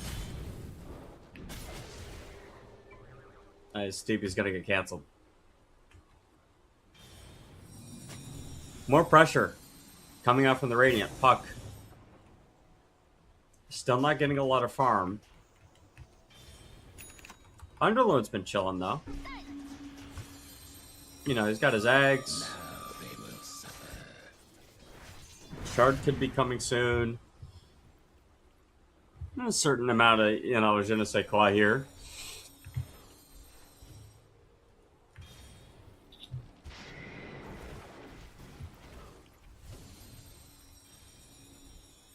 But this Winter Wyvern is Coin for me. definitely just trying to find something. Stampede's coming in. They are going to bring the Necro here. Blink in from the Night Stalker with the ultimate as well. That's going to be a pickoff. They want to look for more. They are going to get the Solar Bind. That's going to be another freebie. 4-2-3 is unstoppable, but at this point on, they don't have any creeps, but they're not looking for any Ethereal. Radiant are scanning. He's got a Force Staff. Night Stalker knows that he's going to be mid, finds him. But again, he's got the Force Staff. Shackle comes down. That's going to be a pick-off. Shadow strong, Sweden strong once again. Is under attack. Just, this Puck can't do anything this game. Radiant's bottom tower is under attack. Manta style is coming soon for the Necro.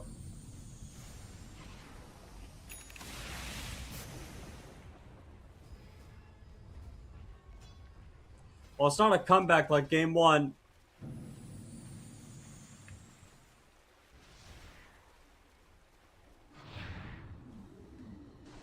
But it doesn't have to be a comeback. Instead, TA getting caught. Oh my gosh, he got the blink out. Dire's They know which direction he went, but the thing is, the problem is with TAs, this is the timing that TA would want to fight. You have Blink, Dragonlance, Desolator. Like, when Yoai should, at this current juncture, want to take a team fight. The rest of his team is so far behind, though, that I don't think they have that opportunity available to them. They are going to pop a Dream Coil down on top of the Night Stalker. Try to get him out of there. Stampede comes in. They are going to get the lift back, though. He's safe, though, with the heal from the Coddle. And now it's all gone sideways. Winter's Curse will buy a little bit of time, but Ethereal caught with the Reaper side. They're looking at the Rubik now. You stole Death Pulse, but the damage is done. You lose the puck once again. You lose the Rubik.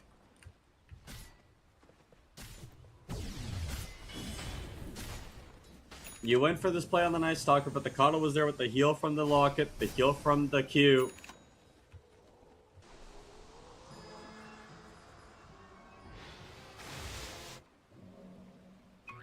And just like that, you've lost all the pressure that you were going to apply to. And Centaur knows exactly where this Templar Assassin is. They don't have Stampede, but the Pit is going to be able to get there with the save. TA gets out. Radiant's top tower is under attack.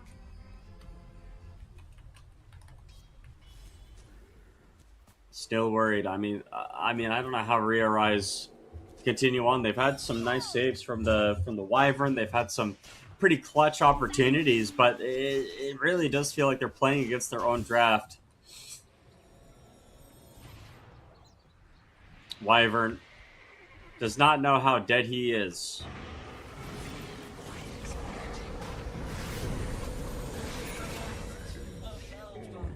Invading the enemy jungle like that alone, no wards. Just trying to, I guess does he have any wards on him? No, he has a sentry ward. What? What was he doing there? Radiant's middle tower is under attack. Huh? That's weird. Stampede up top.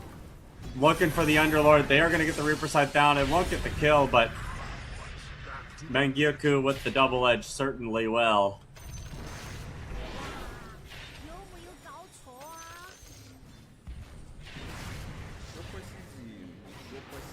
And now they're looking. 2-man June Coil is down. I have the heals coming in. They are going to look at the Necro for some damage. That's going to be a kill.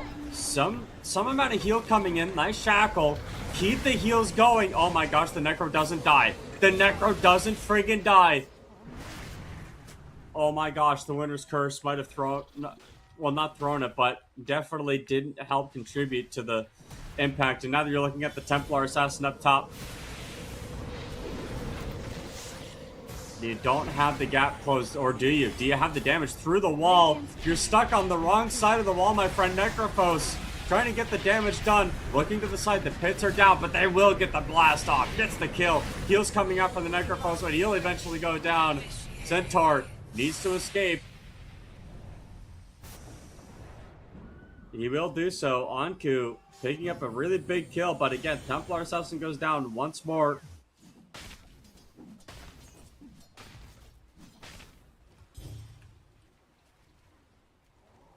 $9,000 gold lead. Necro needs to buy a shard, brother.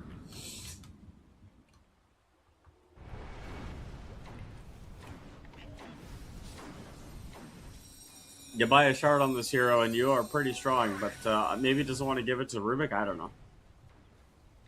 know. A little bit weird.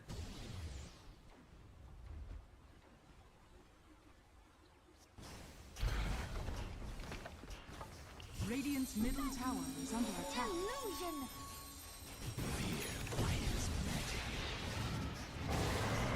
Stampede in mid. Puck. Oh, well, goodbye. That's pretty easy. Okay, now it's going to be the Winter Wyvern. Focus fire down. Double edge is there.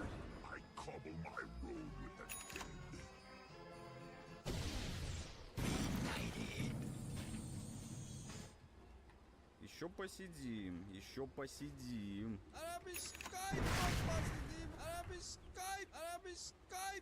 Dire's middle tower is under Alright, attack. Night Stalker has himself the BKB.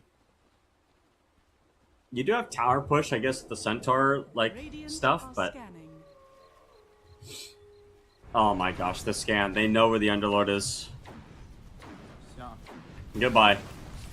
He's got... I mean, he does have the Rod of Atos. But yeah, he's gonna get ulted with the Necro.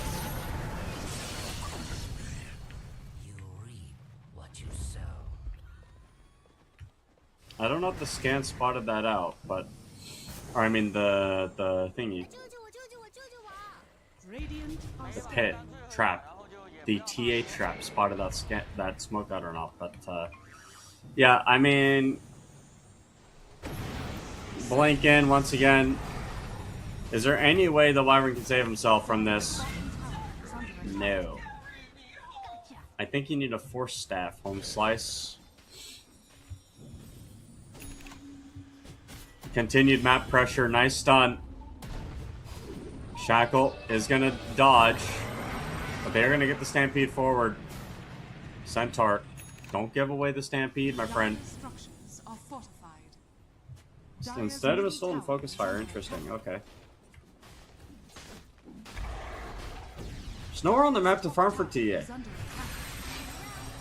Dream Coil. Onto Sweden strong. That's a kill. And now they're looking at the Centaur War Runner. That could be an easy one as well.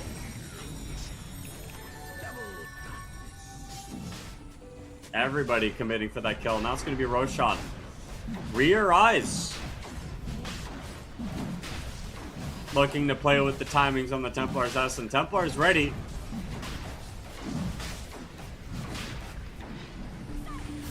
Puck.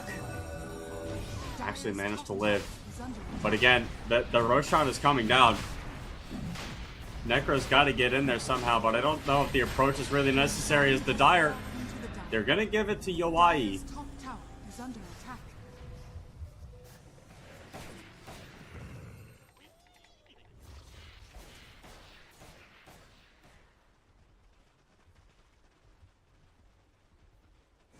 Dire are Very, scanning. very bizarre.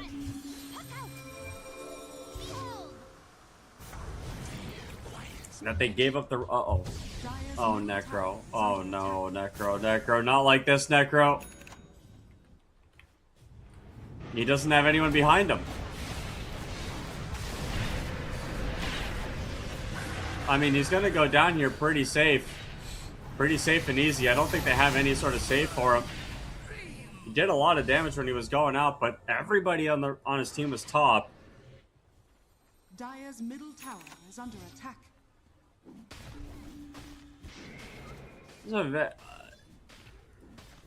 Obviously, not the place that you want to be.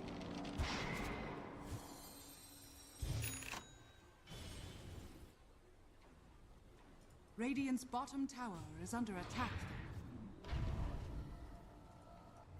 Okay.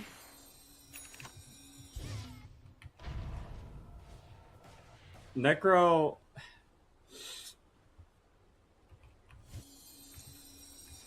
Necro going down.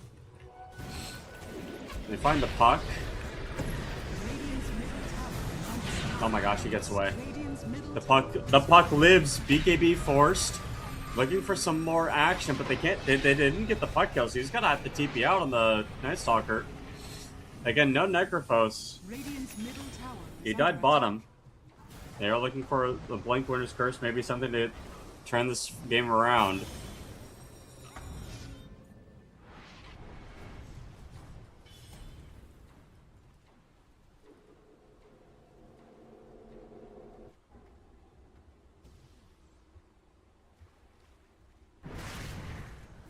Radiant are scanning. But the momentum is definitely shifted.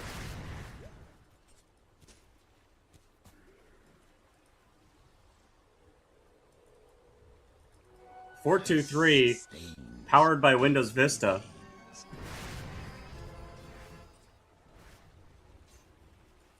Dire are scanning. Certainly has some options. He's gonna go for the Shiva's up at the heart. I was surprised he's not going Aghanim Scepter, but maybe he doesn't feel like that's the plan. I really like Necro into TA because you have a lot of DPS. Like, you just have a lot of damage to bring those refraction charges down.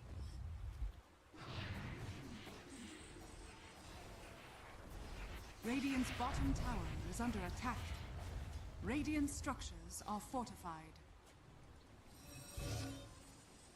Visibility. Puck has still been struggling. But yeah, Radiant's bottom tower is under attack. Radiant's bottom tower has fallen. it's been a weird one. It's been a game of cat and mouse for the most part, but now it feels like the mouse is bigger than the cat.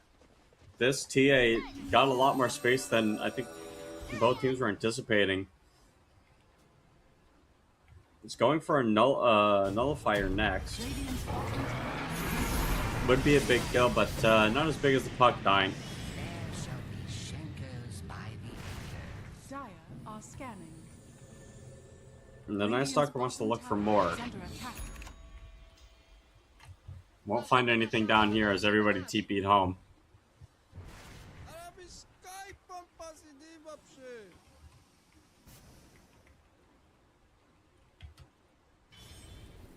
Macro.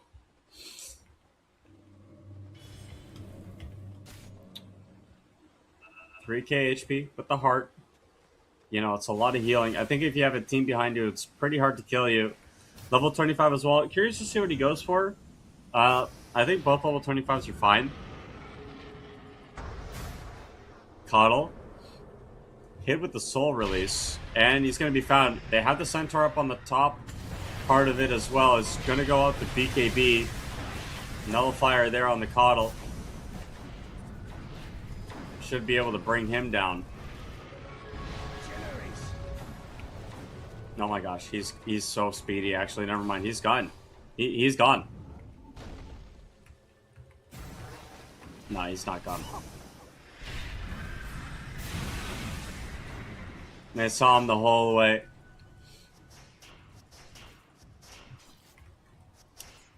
Couldn't get out. Radiant are scanning. Double Shiva's Guard. I don't think this is bad against the TA. Centaur and Necro both going for one. Kind of would have preferred an Assault Cuirass. Or a Lotus Orb on the Centaur. Like another Purge to deal with the pits. I think would have been nice for Centaur. I don't think BKB itself is enough. But, yeah. Nice Talker with the Blink Nullifier as well.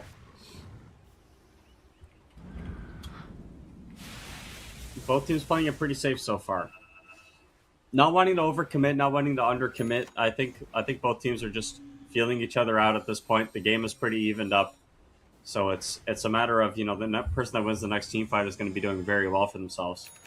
Still have an edge for KS, of course, even if the momentum isn't necessarily in their favor. Shiva's Guard on the Necro is going to do pretty good work, and the Shiva's Guard for the Centaur will, I mean, be less effective, but it's still a good Shiva's game, so.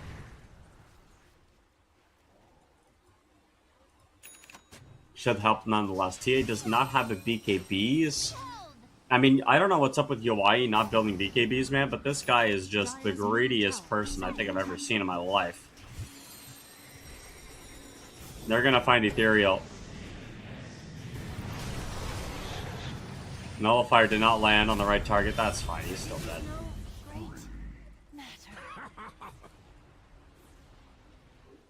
It will be nighttime soon as well.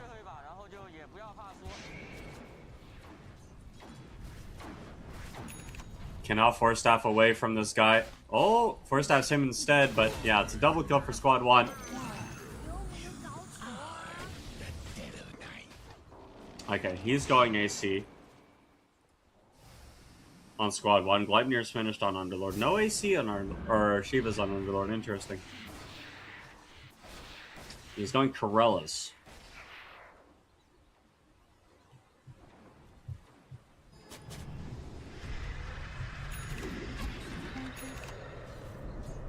This would be a big kill on the Underlord if they can get it. It is nighttime at this point. Does have a BKB, but they are looking for the backline. They will get it as well. Focus fires down onto the Underlord now with the Reaper Sight. That's an easy. And it looks like KS have just bottled everything together.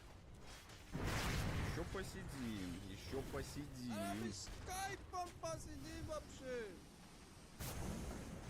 Necro makes his way to this top tower.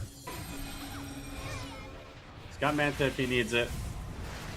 There's a blink on the high ground for the Night Stalker. It's still nighttime. Blink out by the Centaur is not going to be good. Has the BKB available if he needs it. Everybody's getting chased out, but here comes the Night Stalker. On top of the puck. That's a freebie. Again, no BKB on Yawai, so he just has to man fight everything, but there's no shard on Necro. Nice return stomp onto 2. Looking for this TA. They can't quite get the stun out. The shackle's not going to land, but the Winter's Curse comes out. Doesn't get a whole lot done. Necro will heal up with the heart. All that he needs to do with the double catapult is keep on pushing. Centaur hard as well. You have the Night Stalker ultimate available. The heal's coming up from the Collies. Centaur reinitiating. Doesn't hit anything, but the Rubik does have stolen hoof stop. That's pretty good. If they can land things on top of each other one after another, but the double catapult's coming in. They will get the out onto the wind range. It's a pretty easy pick off. Double catapult coming in. They need to help the Necro somehow. Blink up onto the backline. They're going to find the angle. They find the Templar Assassin. Turns around. Is going to try to man fight, but the Gleipnir is there. They need to bring the Necrophos to this guy. Reaper Scythe up for 5 seconds. Instead, it's going to be a TP out. BKB, TP away for Centaur. Gets stunned up. Can't get out. He's going to go down. There's a buyback on Anisan.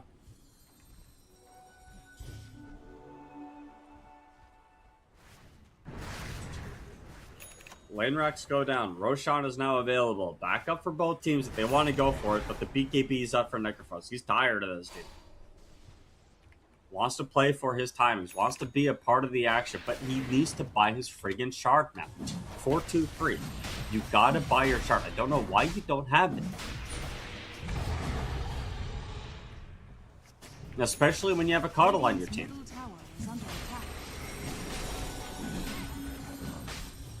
Power Shot gives all the vision that they need to for 4-2-3. He's going to be able to come in.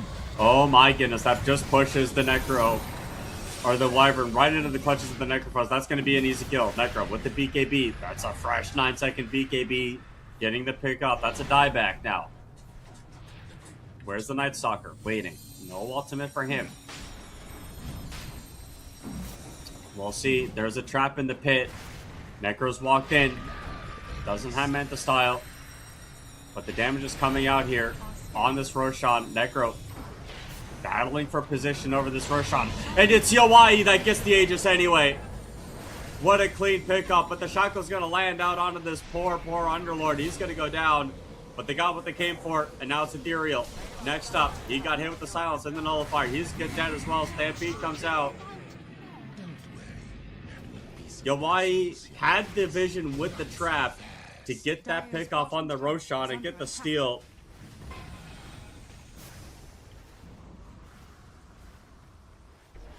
Radiant are scanning. Dire's bottom And now it's this middle tier attack. 2 tower under siege. Dire's middle tower is under attack. Dire's middle tower has fallen.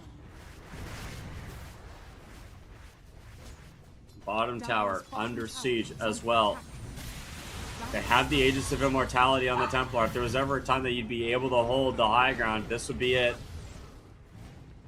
Centaur blinking on the backline. They want to find this angle. BKB come out the Silence as well. They want to kill the Wyvern. They'll be able to. Shackle now onto 2.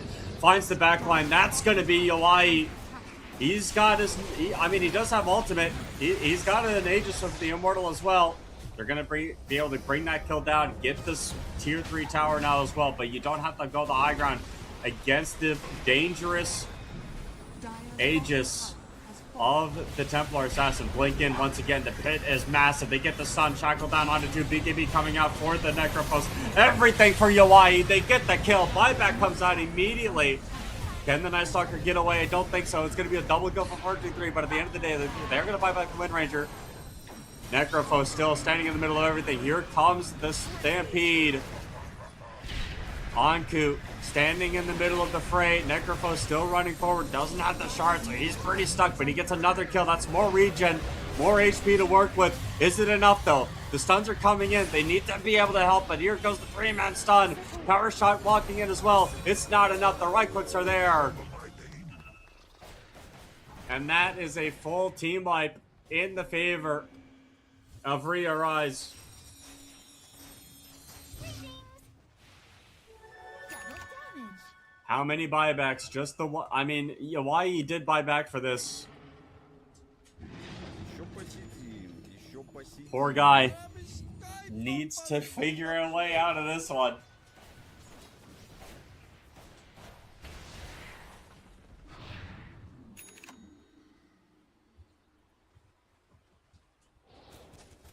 Does it start with the Divine Rapier?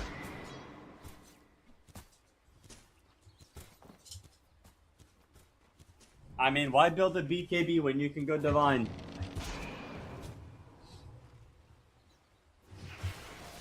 Why do anything if you can go Divine Rapira? Sell the treads.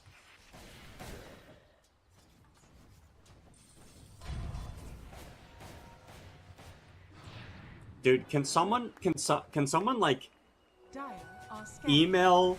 Can someone email Necro and tell him to buy Shard, dude? Someone send this Necro a fax. Someone post on Necro's Radiant's middle Facebook. tower is under attack. Something. Well, don't actually do that one. The last one's an invasion of privacy for sure.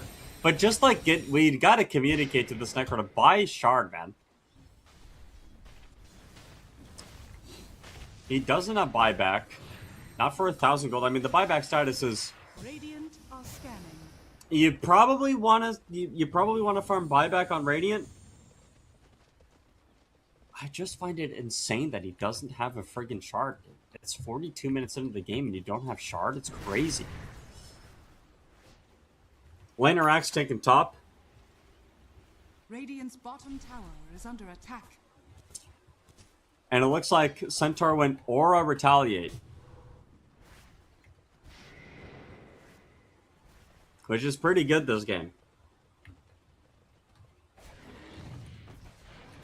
Puck with the BKB now. Counter smoke. But it's all going to be under vision. It is daytime. There is going to be a Night Stalker ultimate. A clash in the mid. Necro breaks the smoke. And sees that the Rubik is here. He's going to get lifted back. Has the BKB. But they are going to go in immediately right on top of this Rubik. Get the kill. That's easy.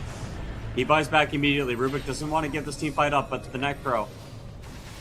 He's standing tall still. The pits were big. But that was the Aghanim Scepter usage of the ultimate usage of the Underlord.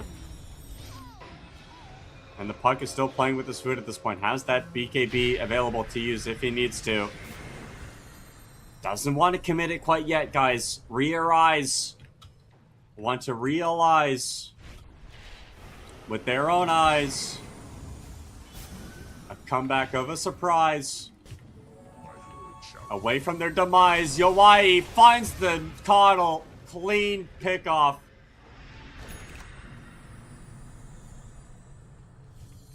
Dire's middle tower is under attack. That forces everybody from KS back.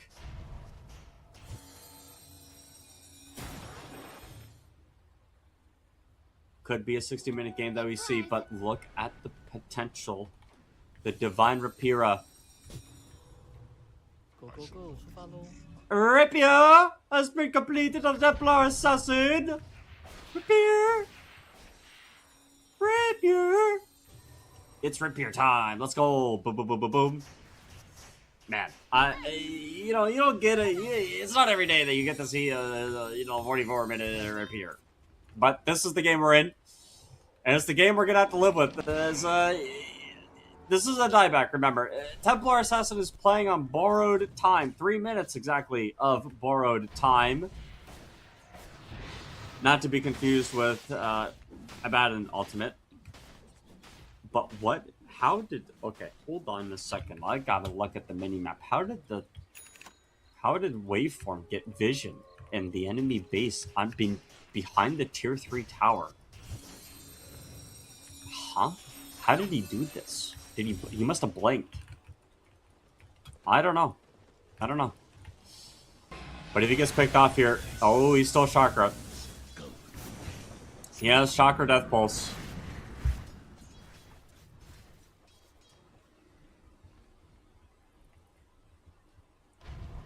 Clearly, this is a bug, guys, and Necro doesn't actually, and Necro does have shard. We're just not seeing it.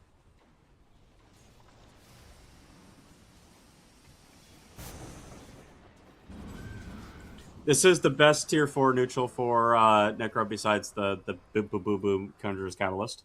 The boom boom buoy. 30% damage is delayed over 5 seconds. Much like the innate ability of the Death Prophet. I think if Death Prophet still has that innate ability.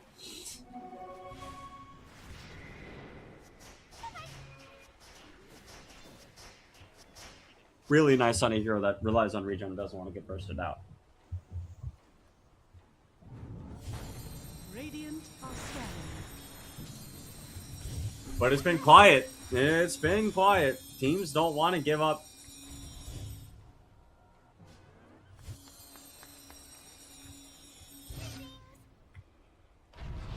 $6,000 gold lead for the Dire. They cannot give up another Roshan. I mean, the last Rosh steal was quite insane.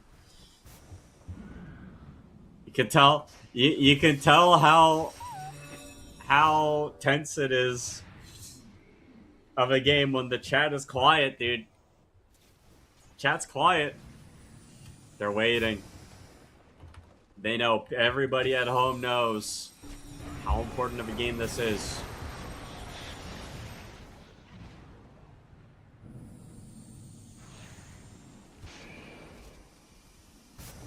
It doesn't look like anybody wants to commit to anything.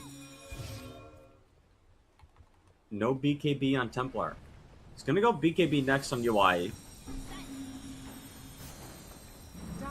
47-minute, 9-second BKB with the Divine Rapier seems like a pretty good item timing.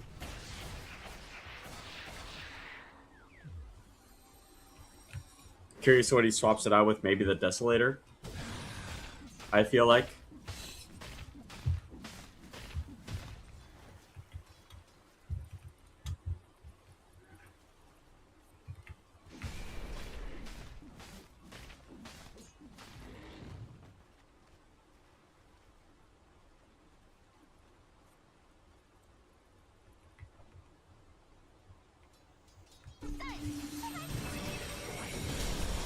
Night Stalker up top. Looking for the puck. Gets the BKB forced out. And now the Dream Clouds are used. But the BKB on the other side. This is just not the angle you were looking for. That's going to be an easy double kill. I don't think they saw the BKB on the puck. Because you wouldn't have gone for that kill if you knew about that BKB.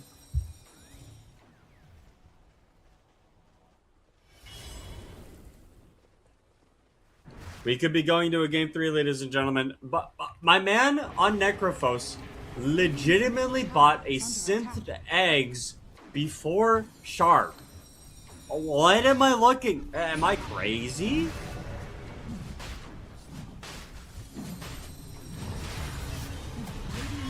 Blink in once again. They are going to get the jump onto the Wyvern. Buyback's coming out pretty instantly, and that's a lot of damage coming out here from the Necro. Blink up onto the high ground. Mantis Style is used, but this Necro getting pretty low. Has a BKB. You'll have to up into the air for a little bit of safety. Still feels strong to walk up this high ground. They have the Templar Assassin locked in place. The BKB is coming out as well. And this poor Necro, I mean, hold on a minute. The Templar Assassin, he's actually getting really low. The damage is coming out from this Necro. They have the shackle down, but it's not going to connect on the Templar. You know where he is. It's going to be a dieback now. Jumping all the way onto the backline. Here comes the Night Stalker. Finding the Underlord. That's a double kill for Sweden Strong and another kill on the Underlord. As I think this is going to open up the Roshan.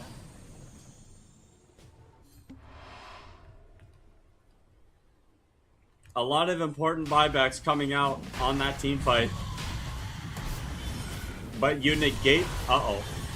Uh-oh, Roshan. Rosh, where are you going? Don't go home. Don't go to work. Roshan, don't go to work, man. Uh-oh, this is not good. This is really not good. Uh-oh. Come on, Rosh. Come back. Hey, where do you think you're going? Where do you think you're going? Okay, well. Rubik.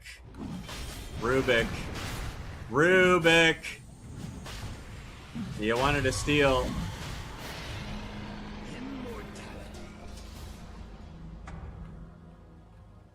They gave the Aegis to Night Stalker because he died back. But he's on dieback. Interesting. Dire are scanning. Blinken's gonna find the Rubik. They don't keep vision of him. But they do get the dust. Stampede used as well. That's a kill. It's a dieback. On the Rubik. Okay. So Radiant's bottom tower is under attack.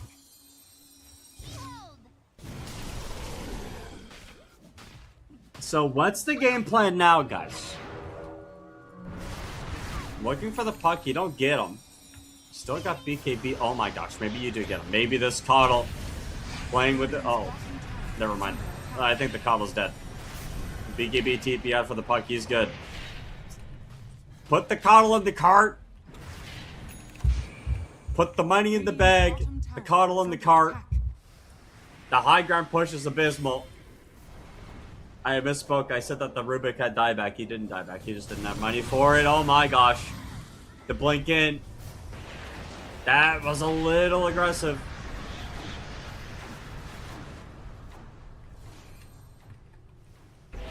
Okay, guys, rejoice. Rejoice in the chat. 52-minute Aghanim Shard on the Necrophos. We've accomplished it. He bought it. Even when he literally, physically could not buy another item, he bought it. He got the shard.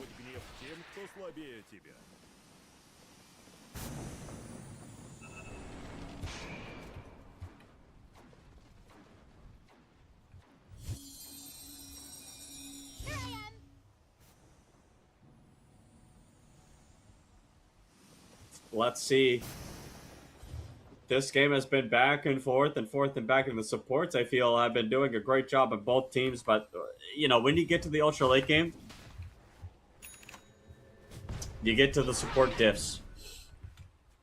You have a Wind that can scale infinitely. You have a Coddle that can scale. Oh my gosh, they have a Disarm as well. Is there a BKB on the puck? No, but they do have a Hex. Finding an angle, that's going to be enough to get the kill. With the Reaper Scythe.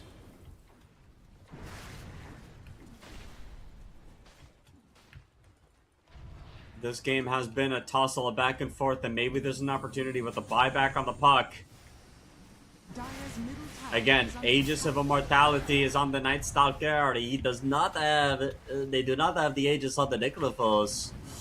This game is making me go loopy. High ground push coming in. The Necrophos needing a little bit more healing. Heal your Necro. Boo, boo, boo, boo, boo. This tower, it just keeps on getting hit. Lift them back up. Keep him in the pit. Where do you think you're going? He's got a BKB. Maybe he doesn't want to use it, but instead they are going to get the initiation in. Put him in the cart. Save him. The BKB comes out. Stolen cart. But the Rubik, how good of a cart saver is he? I don't know. The damage is coming out. They do get the TA. The Divine Rapier is on the ground. And just like that, the Necrophos picks it up. That could be the game. As the buyback, 3 buybacks. Necrophos needs some help. He's got a Rapier in his pocket. He's just not happy to see you. This Underlord now coming in, but this Necro stuck a double pin. He's in the Venn diagram of Pintus right now. He's going to go down. Buyback coming up for the Necro. He's going to be able to TP in. Who does he choose to TP out to? Squad 1 with the cheese. Going on the backline. They're looking for the puck, but he's still alive. Barely finally goes down to the Coddle. Necrophos, where is he? Where's the friggin' Rapier? Where is it? It's on the Underlord. He's the one with the Rapier. So this Firestorm is going to do a lot more damage than you think it does. The Hex comes out onto the Rubik. He's going to end up going down here. Picked off by 4-2-3. Focus fire on the backline. Looking for the Wyvern. He's going to burn and bleed all the way down. But the Reaper Scythe comes down on the hopes and dreams of a potential comeback from RE.Arise. And GG is called. Finally. Just like that, the Coddle gets himself the Rapier. They kill off Wyvern in the Fountain, and RE.Arise had an opportunity to bring it home, and they friggin' lost. Wow. Ladies and gentlemen, that was an insane game of Dota. I hope you were there for all of it. As the Coddle Necrophos combo comes into play, the last pick, Night Stalker mid, showing us how it's done against Ethereal, couldn't get the action, dude. 3 and 16 buck. What a game. What an absolute game, as RE.Arise just could not get it done with the Yawai Templar Assassin. I felt like Templar actually had a much better game than what was advertised. And honestly, if you want me to come down to it, the Necrophos is just too good of a hero. 76,000 damage dealt. What the number you don't see, 117,000 damage received. Healed 8,000, doesn't really matter. But again, it's just the fact that the Necro doesn't die, does so much damage just by existing. And you can see Ankus first on the damage charts himself, 65,000. The Firestorm doing so much work, but those last team fights didn't get much done. And yeah, KS really, they were, even when they were starting to lose their gold lead, still had a lead the whole game.